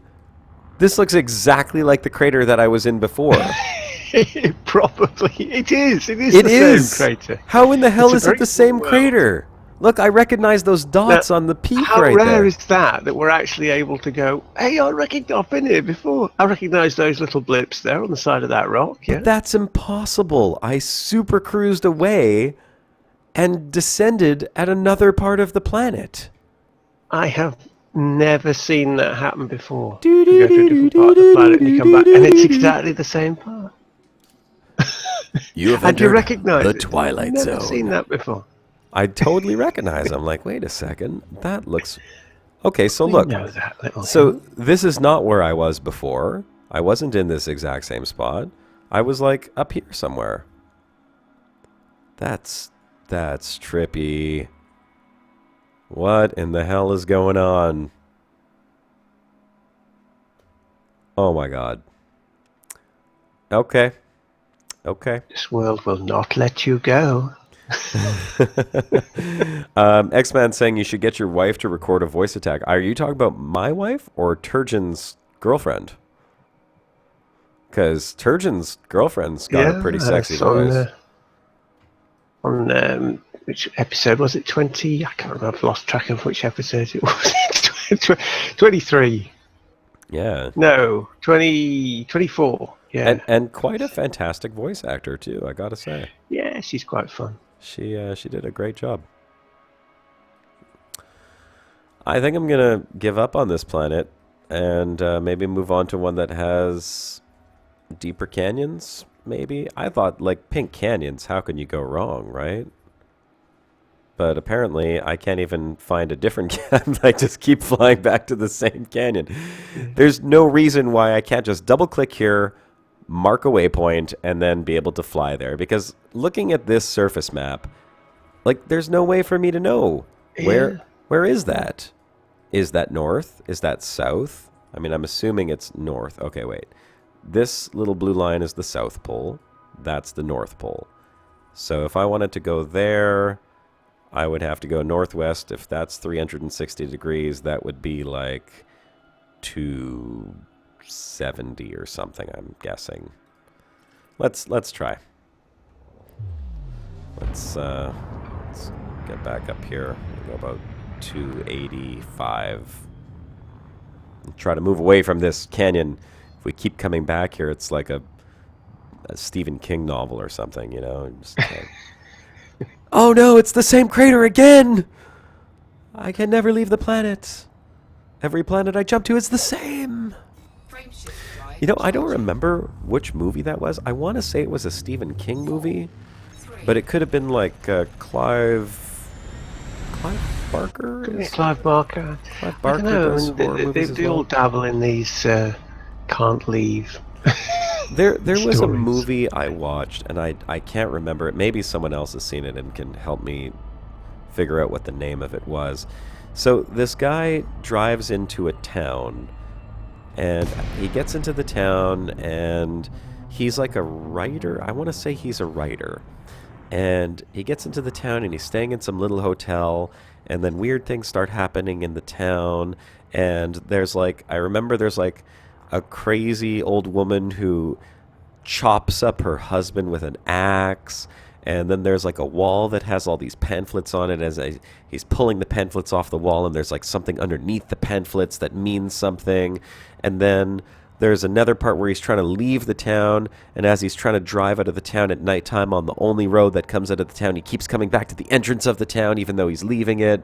And then I want to say that at one point he tries to leave the town and there's people standing on the road like blocking him from leaving. And I don't remember, was it In the Mouth of Madness? Could that be it? Could it be? I don't know. Mouth of Madness sounds like that's Mouth of Madness? a Lovecraft story. Isn't it? Is it? I don't know. Oh, look. Could those be surface features down there? I see things look kind of bumpy. It looks like bumpy area right below. I'm still pretty high up, but If that's But not... I've driven places like that in my neck of the woods, actually. Where you just like, I can't leave Yeah, this in the, town. the northeast of England. There's a place called Pateley Bridge in Yorkshire, and it's one of these places that's got it's just a small little town, one of these tiny little towns in the north of Yorkshire, and around it though it's all moorlands, and I was happened to be there at night and in the mist and fog out there, and every tiny little crossroads I came to had one of these little signposts pointing, and it says Pateley Bridge on it, and you follow it and you go to the next one, Pateley Bridge, in a different direction, and you come back, and we were going round and round in a triangle. So we eventually dubbed this whole place the Pateley Bridge Triangle, like the Bermuda Triangle, because we just could not get out of it. We kept coming back to ones that had like signposts pointing in both directions saying Pateley Bridge. And Not at all creepy. This is not right. Yeah, not at all creepy. That's North Yorkshire for you, lad. Don't go there. You'll not get out. My cousin... Yes, keep off the moors, as nice as it is. My cousin got married the other day. On Sunday. Oh, hey, you know what? I didn't even stop to appreciate this view. Hang on a second. We're going to take an explorer moment. External camera. And just appreciate how awesome the view of this planet, on this planet is. Wow, I don't need my ship in there. That is a good explorer moment. Yeah. We'll take a picture of this. Take a picture. Okay. You mean Alan actually Stephen King Wake? Yes, Alan actually Stephen King Wake. Yes. Ah, beautiful. A bit of Maine in there. Yep. Just gotta relax for 30 seconds. I'm gonna drink my water, take a few breaths, try to calm myself down from not finding surface features in an hour and a half of looking. And soak in the view of the beautiful parts of Elite Dangerous that don't include surface features, unfortunately for me. Boy, the edges there are almost green. Almost. Almost. It's a very nice view. White supergiant off in the distance. Water, where's the beer? I'm still... Believe it or not, the cold that I got almost 2 weeks ago is still nagging me, as you might be able to tell from my slightly nasal sounding voice. There's a little bit of sickness still stuck in my throat that just doesn't want to go away. So, I'm drowning it out, hoping it'll eventually leave. Alright. So, no surface features here. Let's put it to a vote. Do I keep looking on this planet, or do I find another planet to go find the surface features? And you know what I bet's happening too? Well, while you guys poll that in the chat, I'm just looking on the outside of the crater, because I'm feeling like I'm checking all the craters, and of course, it's one of those scenarios where there's tons of fumerols, but they're all outside the craters, and because I haven't looked outside the craters, I've just not seen them. So, what do you say? Do I keep scouring this planet for more? Or do I move on to the next little moon and try to find them somewhere else? Ooh, there's plenty of planets out there. Keep looking, another planet. Yeah. Yes, plenty. This one had its chance and it's insulted you. I know. It's like Give a it the respect slap it in the deserves. face, or Flip the bird and leave. kick in the nuts. That's what I feel like every time I spend an hour on a planet and not find anything. It's like Frontier's going, oh, hey, you want to see some surface features? Poof! There. Now your head's right down close to the ground while you're keeled over holding your balls. Look at that. Surface features. How'd you like them features, eh? Yeah. Time to move on. All right. Let's find the next little moon right here. Oh, that one is on the other side. How about this one? That one is also on the other side. That's fine. We will gain some altitude and go check those other two moons. It's amazing how big one system is in this game, though. You know, because if you think about, like, the percentage of the surface of that moon and the previous moon that I actually just explored is less than 0.001%, probably a lot less than that. 0.001, I'm just rounding up to the nearest 1,000th of a percent. I've explored practically nothing of that planet, save for a few canyons. And there's how many moons in this system and how many planets to explore? Like, there's tons. It's amazing how big this game is. It blows my mind. I bet you they're all in that crater right over there. Right over there. Passing. That's where they are. That one. Well, there's the bird for you. Moon. That's what you get. Yeah. 5 billion years. You had your chance. You blew it. Bye. That's right. See you later. I'm out of here. God damn it.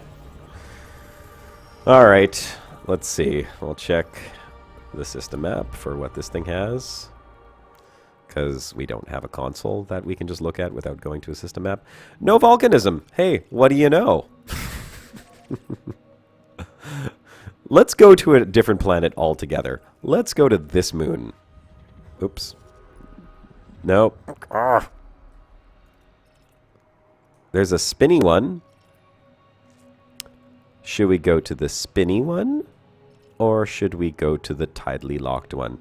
I want to say the spinny one would probably be more likely to produce surface features, because the tidally locked one is constantly one side facing the planet, so there would be less movement. Does that one have a negative day on it? I've noticed these fast spinny ones, you look at it and it says orbital period and it's a negative, and you say, A? I don't know. How, what? Let's go find out. Negative day length. Let's go find out, Turgeon. Shall we? Yeah, the spinny one. That's what I like, you see. When you zoom in on the system map like that, you can see the surface detail on your little spinny moon like that. And you think, actually, I will go and have a look at that, which you wouldn't have done before. So you don't need the ADS to show you yeah, all of the details. If they were all spinny planets. Yeah, you get, spinny one, yeah.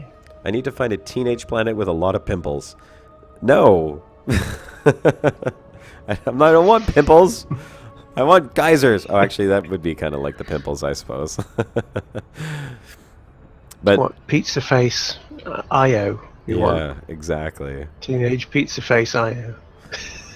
All angry and angsty. I'm not coming out. I'm going behind the planet. I wonder if the negative number means it spins in the opposite direction, asks David N. It should. It must. I mean, it can't really mean anything else, I suppose. All I've noticed is that the ones that have a negative number is spinning like mad on the system map. Andy K is saying, Josh, if it says geysers, then they should be everywhere.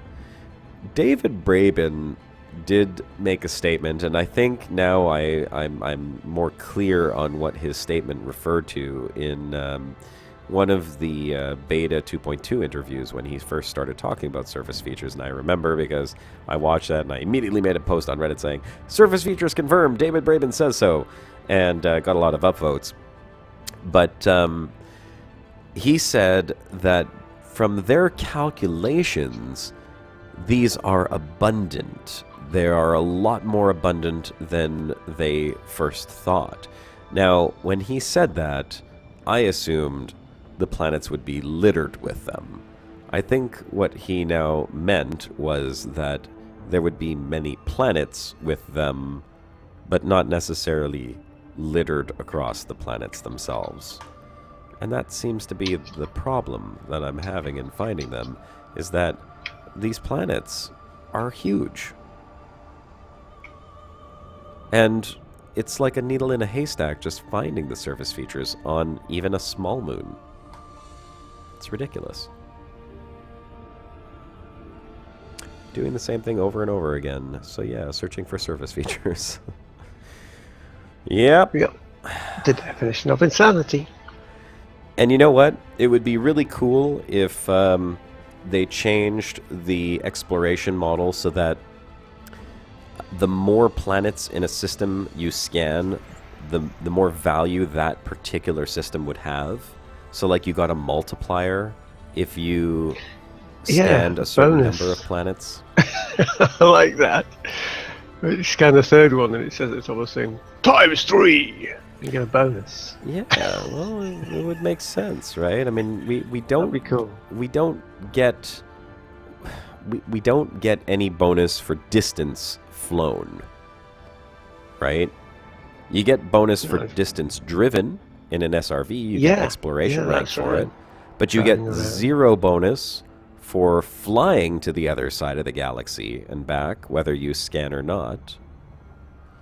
Okay, so let's see if this one, we're going to check the system map and see if it has any volcanoism. No volcanism. All right. What about, oops, that ringed one? No. Ooh, ooh, ooh, ooh, ooh, ooh. Here we go. Binary, literally on top of each other, and one is spinny. That's more like it. That's where we want to go. That's where we're going to find the geysers, folks. You heard it here first. Well, little message from Shibuka here. He said he was going to drop in, but he can't. He's busy. So he says, tell him I said, Murica!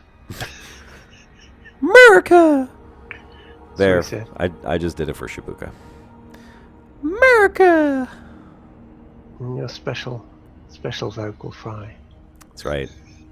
Go Murica! Right on! Oh, Murica. Murica's disappointing me with all of this ridiculousness that's going on. I think I've got one for that somewhere. Let's see, where did I put it? Do you? I got a little special one for you. Yeah, Zonar's, you're absolutely right. It goes back to FD putting in the stuff but not giving the tools to find them and getting mad when we don't find them. Well, no, I don't think FD is getting mad that we're not finding them. I don't think Frontier gives a crap whether we find them or not.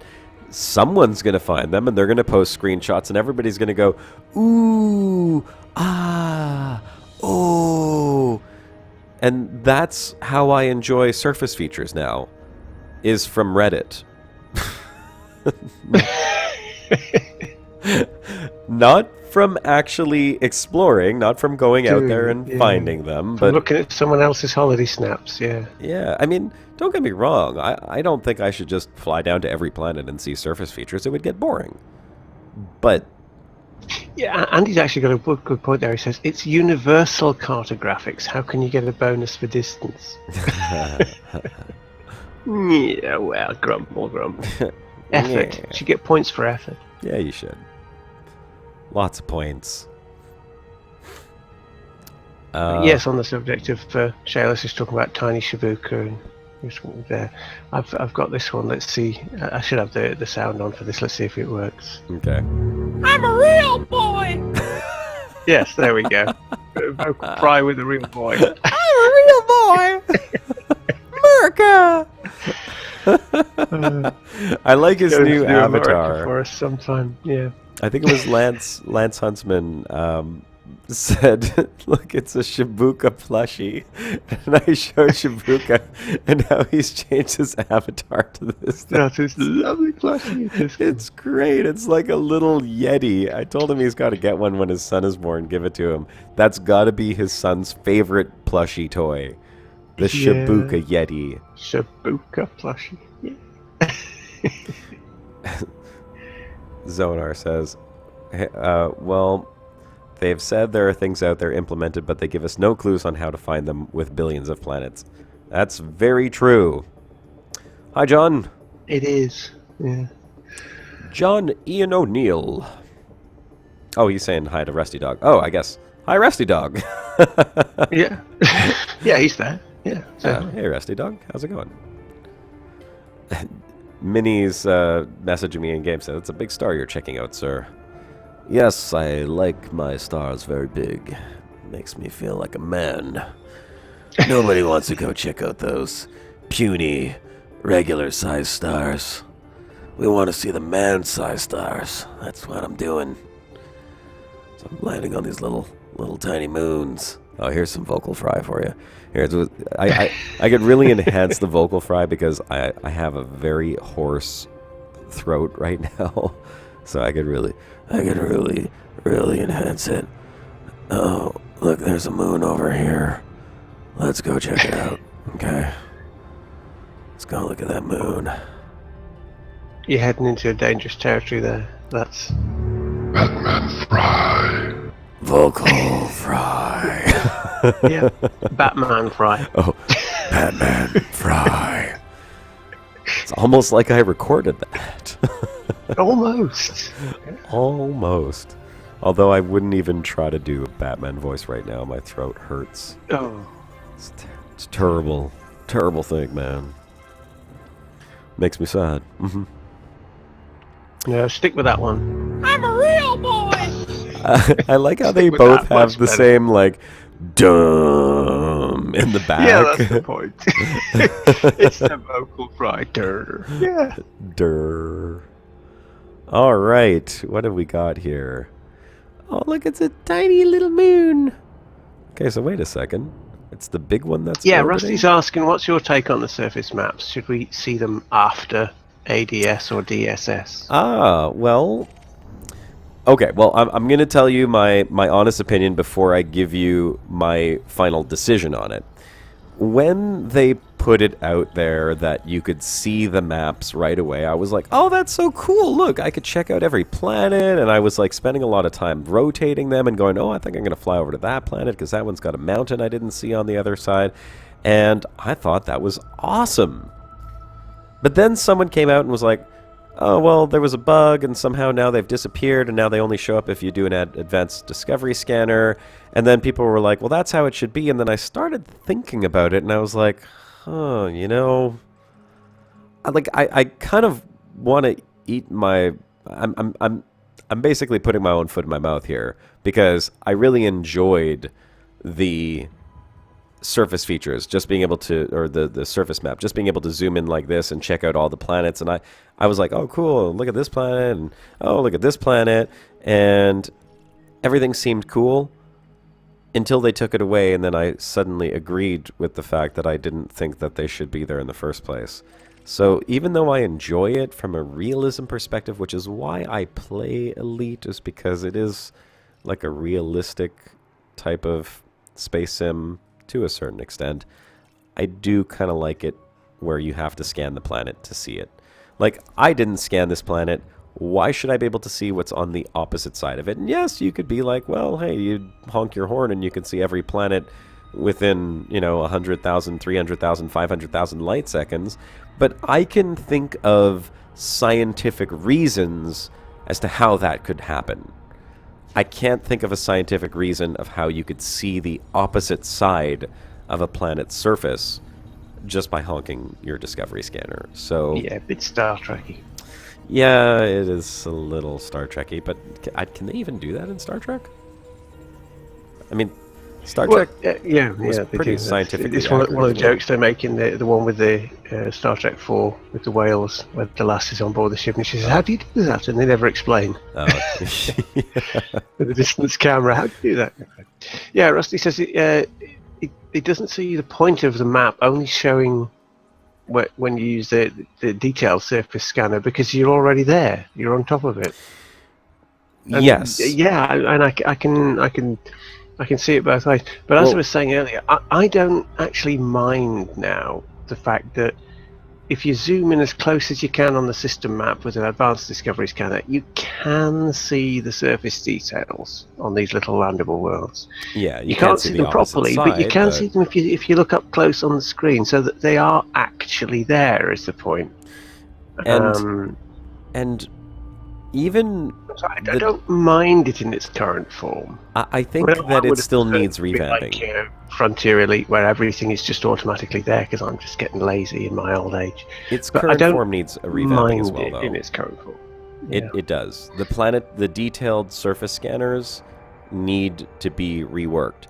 They need a proper function and not just scanning the planet and giving you the surface map. A detailed surface scanner should be something that takes more than just a few seconds, and it should give you a heat map or a location map, 2 points of interest. And I said this, and I think it was in my last live stream.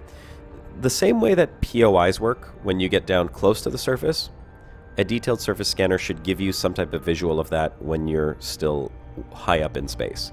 If it gave you points on the planet where you could fly down to, and then you'd still have to narrow it down within, let's say, 100-kilometer radius, and then maybe get down to the planet, and then, you know, continue to narrow down once you get down into the glide, and then get in your SRV and use the wave scanner.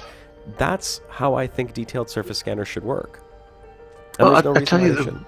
one thing that would make me explore more planets and use this detailed surface scanner, if it took a fraction of the bloody time. It takes far, far too long. It really does. If you come into a system that's got 53 bodies in it, you think, I'm not scanning all of these. It's going to take me 2 hours. Well, You know, that's why you think I would. What a Frontier doing? Are they punishing us? Are they deliberately punishing us for wanting to look at the products of their stellar forge? I've not actually timed how long a detailed surface scan takes. All I know is it takes too long. Okay, agreed. And this is what we were saying. I don't know if you saw this or if you were listening to the live stream earlier, but I was saying when Multicrew comes out, a science console would be a fantastic job for a multi-crew, for someone who's in your crew. And that could be like an advanced version of the scanning system that would allow you to scan individual planets from anywhere inside the system. If, let's say, you have an advanced detailed surface scanner, right? And Yeah, a mini game that be handy. I don't know exactly how it would work, but some type of mini game that would allow you to scan the surface of a planet for points of interest from a distance. Mm. And Well, I tell you, I just settle for the engineers actually acknowledging that Discovery scanners exist. You know, because they've got all the manifest scanners in the latest one in 2.2. Hey, look, everybody, here's some combat scanners for you. Oh, we do another scanner? No, we don't. We don't do Discovery scanners. Go away. yeah. You know, I mean, I would like that. I would like engineers to actually give us Discovery scanner upgrades that made it scan in a fraction of the time. That would do for me. I'd settle for that. Yeah. All right, we're leaving this system with the white supergiant. Looking at the time, I just want to jump over to this next system with the orange giant that was quite nearby. And only going to be streaming for another 10 minutes or so. 2 hours for these live streams is more than enough for me, especially with a sore throat. So hopefully this will be an interesting system, and if we get any kind of luck, I'll stream a little bit longer to see if we can find some surface features. Nitro says he scanned the whole alien system. You know, the one with the runes in there. Got 18k for it. Took an hour and a half. Now, that's not right, is it? No. How many other things? Even if you're a rubbish trader in Elite, you get more than 18k in 1.5 hours. See, Turgeon, if we had a system like what I just said, where for each additional planet it increases the value of the system by a percentage or exponentially or whatever, I would spend a 2 multiplier, hours. like a combat multiplier for planets. I would spend That would 2 be cool. hours scanning an entire system. And I wouldn't care if it was an ice moon that's worth peanuts, because I know that that ice moon would get, first of all, my name on it, first discovery, second of all, increased multiplier of the value of the system as a whole, and it would be worthwhile. If you spend 2 hours trading, you could make hundreds of millions of dollars, or credits, rather. I don't think you should make 100 million credits off of scanning one system in 2 hours, but if you scan every planet with 50 planets in a system, you should be able to make 10 million credits off of it. If that's an hour. That's an hour of your time. You can make 10 million credits and back you in the might bubble not doing almost survive to anything. turn the data in. Exactly. You've always got the risk of maybe getting blown up on the way back. So, you know. There's always that risk. There's always the risk you might not make it back, and there's a risk that I'm sure that happens probably to a lot more explorers than we know, which is, oh god, I can't be bothered to jump all the way back. I'm just going to quit the game. Yeah. So, saw that a lot at Beagle Point. They fly out there, they get so far, and then they realized, They just don't have the motivation to fly back, but they don't want to self-destruct and lose all of that data. So they just quit. Or they buy a new account and they leave their Explorer floating out in the black somewhere. I'm sure it happens. You know? It's just... There's no love for Explorers, which is ridiculous. Since this is a game that is, like, built for Explorers. Look how many stars there are! For Christ's sake. Why put this entire one-to-one galaxy in and then not have it exploration focused? It's mental. Why can't we make money from this? Why? Because we get to see things that other people don't get to see? No. No. No, no, no, no, no. The guys in the bubble get to see all the same stuff. Except they don't get to put their name on it. Whoop-de-doo. You know? Show the Explorer some love, Frontier. If you're listening to this, think about what you're doing. There's no reason why Explorers should not be able to make money what they're doing when they spend months. I've been out since December.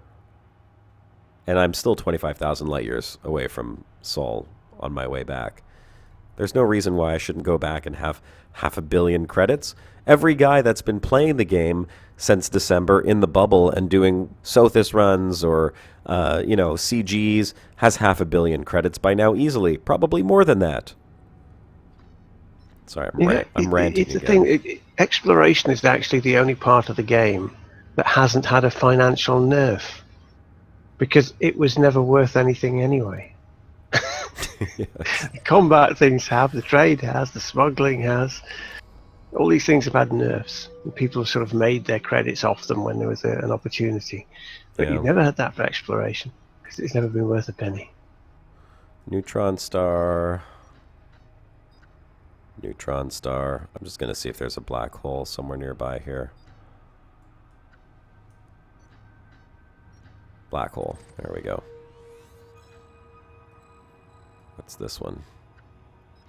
2 black holes. I'm going to go to that one first. Make the jump. Jump into light speed. I have not yet been fortunate enough to find anything interesting around a black hole. But black holes are worth money. My They're worth gosh! being off. Don't think you're going to find any geological activity. Wait, John O'Neill saying 500 million and 5 A-rated ships. Yeah, that's what people in the bubble have after playing for 6 months or a year. Yeah. Well, not everybody, I guess. I mean, it depends on how much time you have to play. My alt account has got more than the main one because I took the opportunity of cashing in on that gem community goal. If you remember, Yeah, of course I remember. And you know what? That's exactly the type of thing that I'm talking about. My alt account, who I use almost exclusively for the broadcast, has more money than my Explorer account that I've been playing almost 2 years. Yeah. How does that make sense exactly? Ooh. Hey, this is cool. Got an interesting system here. How far away are those? 59,000? 2,600. Oh. Oh, never mind.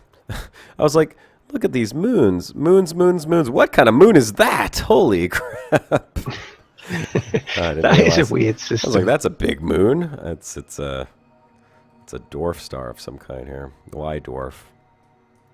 Why? That is quite an interesting system you've got there. Yeah, black hole with an A-class star over here. I'm probably flying into the black hole right now without realizing it. So are all of these tidally locked? Like every single one of them? Someone's checked that. I'm sure they have.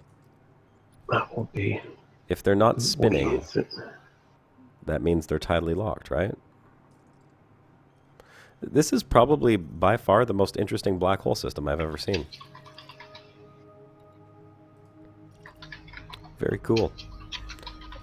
Too bad I'm not going to check this one. Let's check out that next black hole system. I'm just going to scan it and jump. Scan and jump.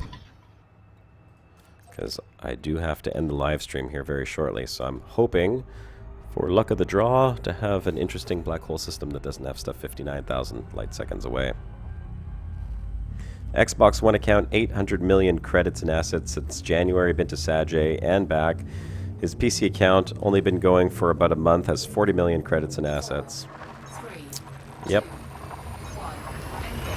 And kitted my Asp Explorer. It's not hard to make money nowadays if you're in the bubble. It's almost too easy. There's so many different ways that you can do it. Especially with the CGs. If you get involved with CGs, and really everyone should get involved with the CGs if you play in the bubble, because that's where the community is. That's where the fun is. It's really interesting seeing other commanders, and you make a ton of money off these CGs, man. That first CG, when I bought my alt account, the account was like 1 day old, and I made 15 million credits in like 10 minutes. It was ridiculous. Yes. All I did is just go shoot some ships. Pew pew, and done. Ooh, wow. Look at this one. Here's another beautiful, beautiful black hole system. Very interesting looking.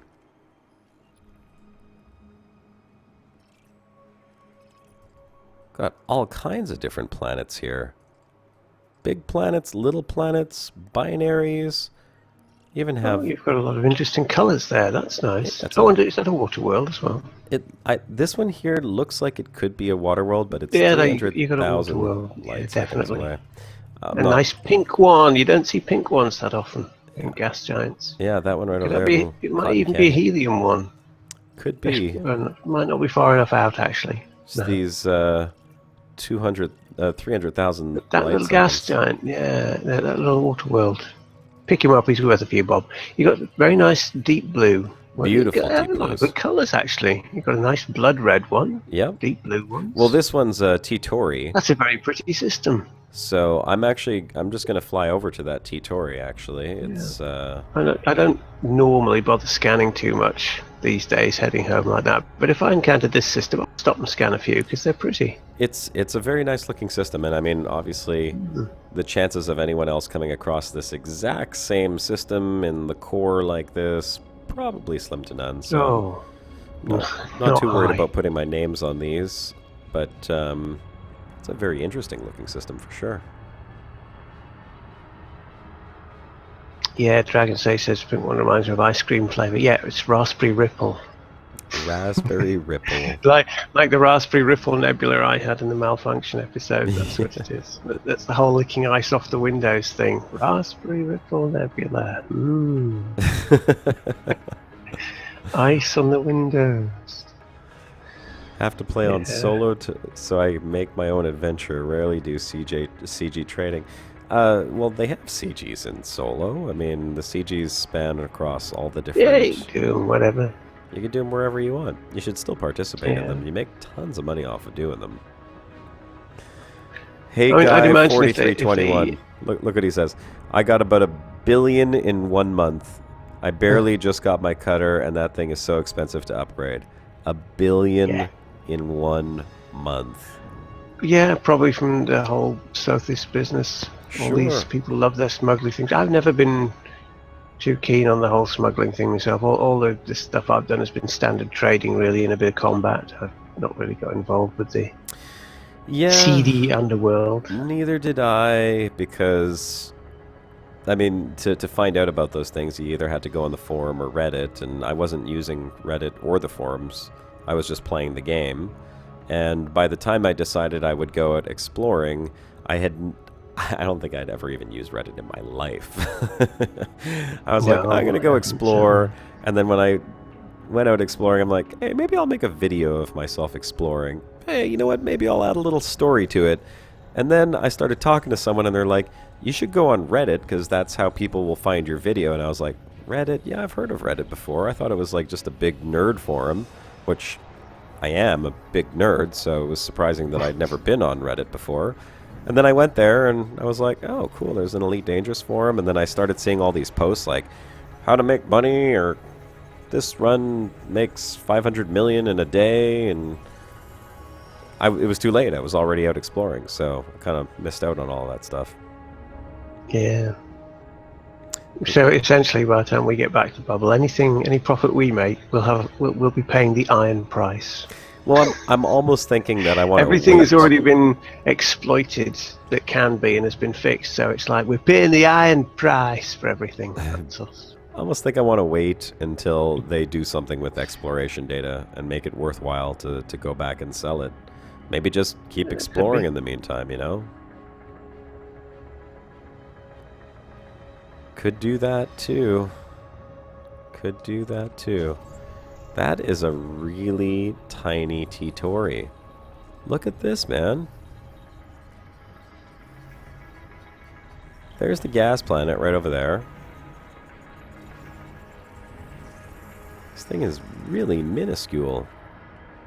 I'm 60 light seconds away, but it's just a wee little baby. I gotta go see this thing a little closer up here.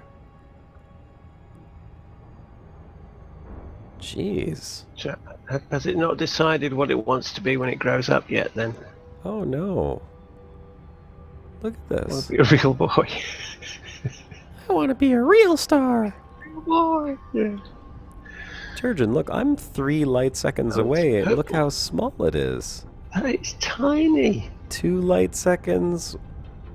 Okay, so 1 light second is the distance from Earth to the moon, basically. It's about 1 light second. Because it takes a wee babby. Okay, let's look at the stats on this thing. Because it looked really big here. I was like, whoa, it's bigger than that gas planet. 53,000 kilometer radius. I don't think I believe that. I think that's bullshit. How can that be? Oh, wait. No, that was... can't be right. No, that wasn't right. Hold on. Solar masses, 0.0117. It's 0.06 solar radiuses. That's tiny. Wow. That's a really, really small star. Can someone check the records? What is that? The Galactic Records database or whatever to see what the smallest T Tauri type. I don't even recall having seen a T Tauri that color before, unless they've changed them all in 2.2. And that's the color that the L's are, isn't it? Some of it. No, not the L's. T's, but not Tauris. Look how small it is. I'm just a little bit shocked by how tiny this thing is. I'm half a light second away from it. It's not even filling up my cockpit. Someone's got to check the galactic records for me. I want to know what the smallest one is. It's so cute! We need baby pictures, so when our boy is grown, we look back. Oh no, unfortunately this T Tauri is not growing anymore. I have a feeling that the black hole at the center of this system, along with the big A-class star over there, have consumed any of the potential stellar fuel that this thing had. Of course, that black hole didn't originate as a black hole. It would have started as some type of massive star. I don't know when the Universal Cartographics beta org page was updated, but there's one on it here that's 0.0078 solar masses. 0.0078? 78 solar masses, yeah. And this one was, what was it? Solar mass is 0.011. Okay, so that one... Well, it's marginally bigger. But this is just one of those standard greyish-white ones. Very dull on the map. Well, let's see how close I can get to this thing. This is... Oh, jeez. Are you kidding me? I wasn't even going fast. Okay, that's a load of crap right there. I'm calling shenanigans. I want to watch this. I'm watching it on my own live stream. I'm watching YouTube. I want to see how fast I was going when I just took damage to my ship for approaching that star. Oh, that was silly. No. Okay, I'm watching it right now. I gotta see. Watching the replay. 76543 megameters. Oh, wait a sec. How far behind is this thing? Oh, that's got to be really far behind. Okay, hold on. I must back it up. Okay, right here. Perfect. Okay. How fast were we actually going? Yeah, it does look exactly like a brown dwarf, that. So I start speeding up. I'm going 1, 2, 3, 6 megameters per second, and I take damage? No. Come on. That's out of order. Definitely out of order. That's ticket worthy right there. I got video evidence. Yeah. Video evidence, folks. That's really disappointing. How much damage did I take? Just one. Well, I want to see, but it damaged my power plant too. Oh yeah, 73%. you've got knackered modules. I mean, it's a shame we can't like deliver repair packages out. Yeah. Repair limpets. That's what we need. Module repair limpets. Oh well. That was a little wonky. Well, at least we know how close we can get to it. 0.3 light seconds, and it still looks like a small planet here. Yeah. Well, maybe you should think about stopping off at Colonia, whichever's Yeah. nearest you. bit of a discovery, at least. Smallest T Tauri I've ever found. Smallest. It is. It's star of too any small kind to I've be ever one. found. It's definitely a Y brown dwarf. That one. You could see a little bit of movement on the surface, which is kind of cool. Maybe the black hole's nommed everything, so it just can't be anything but a Y. That's kind of It what I'm says, thinking. you know, my brother, he got all the light he did. I'm left with nothing. It's gonna be a Y. Well, it's not a Y. It's a T Tauri, Yeah. which is a it says. protostar. But when it grows up, Yeah, it's gonna be a rubbish dwarf. it will be. Let me. Commander Malik says, have you got an AFM? No, he hasn't got an AFM. Yeah, Came I out Before one, really, didn't you? No. Before. I have one. Do you have?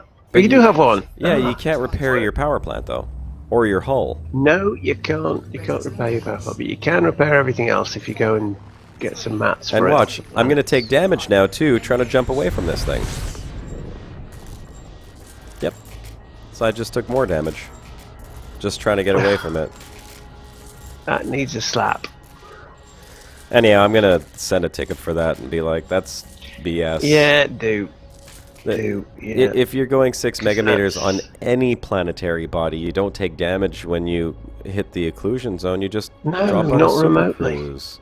Like, unless that's a secret change that they just made. I've never done that before or anything else I've flown into. No, and I didn't see any. It doesn't make any sense, that one. All right, well, lesson learned. Be careful, folks, if you're out exploring, because apparently, even if you approach a star very slowly, you're still going to take damage if you drop out a super cruise, and then you're going to take heat damage jumping away It's from it. because it's a spiteful, jealous star. Because it's a protostar that wants to be something more than a. Yeah, no kidding. Probably. With that said, I will say a big thanks for everyone to join in. This is the time where I ask everyone to go ahead and put the salute in the chat like this, so that I can start rattling off a whole bunch of names and say goodbye to everyone, and thanks for joining in. So let's see if we can get, I see 58 people watching. I know that stat's not entirely accurate. Let's get everyone to put a salute in there. Just do it once, please, folks. It makes it a lot more complicated for me when I'm scrolling through the thing and I see double names. X-Death, Johnny and O'Neill, T Tauri, Rusty Dog, Shayles, Rodney Peters, Dave Luthwaite, Trans Utopia, Creepy, X-Man, Commander Fate, the ones and I got it. Makes sense now. Nathan, Hot Boys, Master, Alan Ferguson, Nitro Vids, Commander Malik, David Entz, Zonar the First, Bicarb, Sean Doran, Stephen Davis, Defender Harvey, the Dragon Sage, Doom WZ, Hey Guy, 4321, Commander Veiled Rover, That Tiny Dude, Commander Malik, Space Explorer, Elven Tree, Phonobrain, Sebastian Runch, Jerica, Slander Strange, Attract Mode, and to everyone else who does not have a YouTube account but is watching and is not able to put a salute in there, I say thank you very much for watching my live stream. And there we go, Alan Capignaro. You know what, I just realized some people are watching, but they're actually not on live. They're a little bit behind on the stream. So they're probably going to catch up, and we'll see some people popping in the salute in like 5 or 10 minutes as their stream catches up, because they might have paused it or backed up or something like that. I notice the same thing on my stream sometimes. So yeah, thanks so much. Yeah, Jay Funky, I'm definitely going to go check out your comment again for the coordinates on that. In fact, Turgeon, please remind me. Jay Funky said it's on the last broadcast in the comments, so I'm assuming he means by on my YouTube in the comments, not in the chat. Kong X8 as well. Turgeon, thanks again for dropping in. Always a pleasure to have you on the live stream, of course. Always fun. And let me find my OBS so I can actually stop the stream. It's been fun. We didn't find any surface features, but we found some other interesting things, and we also learned that dropping in on stars is always bad. So, until next time, check back on Thursday for a very likely live streaming of Osiris New Dawn with Turgeon and Greytest and Shibuka and myself. I'm sure we'll be able to get that whole gang together. We'll be checking out the new features, the new patch, and a whole bunch of other new stuff that's come out in the game. And I'll see you all on the broadcast this Sunday. If you do come to the broadcast this Sunday, just a heads up, we're probably going to be doing some type of cliff jumping competition, so make sure you have a ship with an SRV, and be prepared. Hazel Hahn, there's another one. Thanks a lot, guys. Really appreciate it. Love you all. Peace. Commander Josh Hawkins signing off.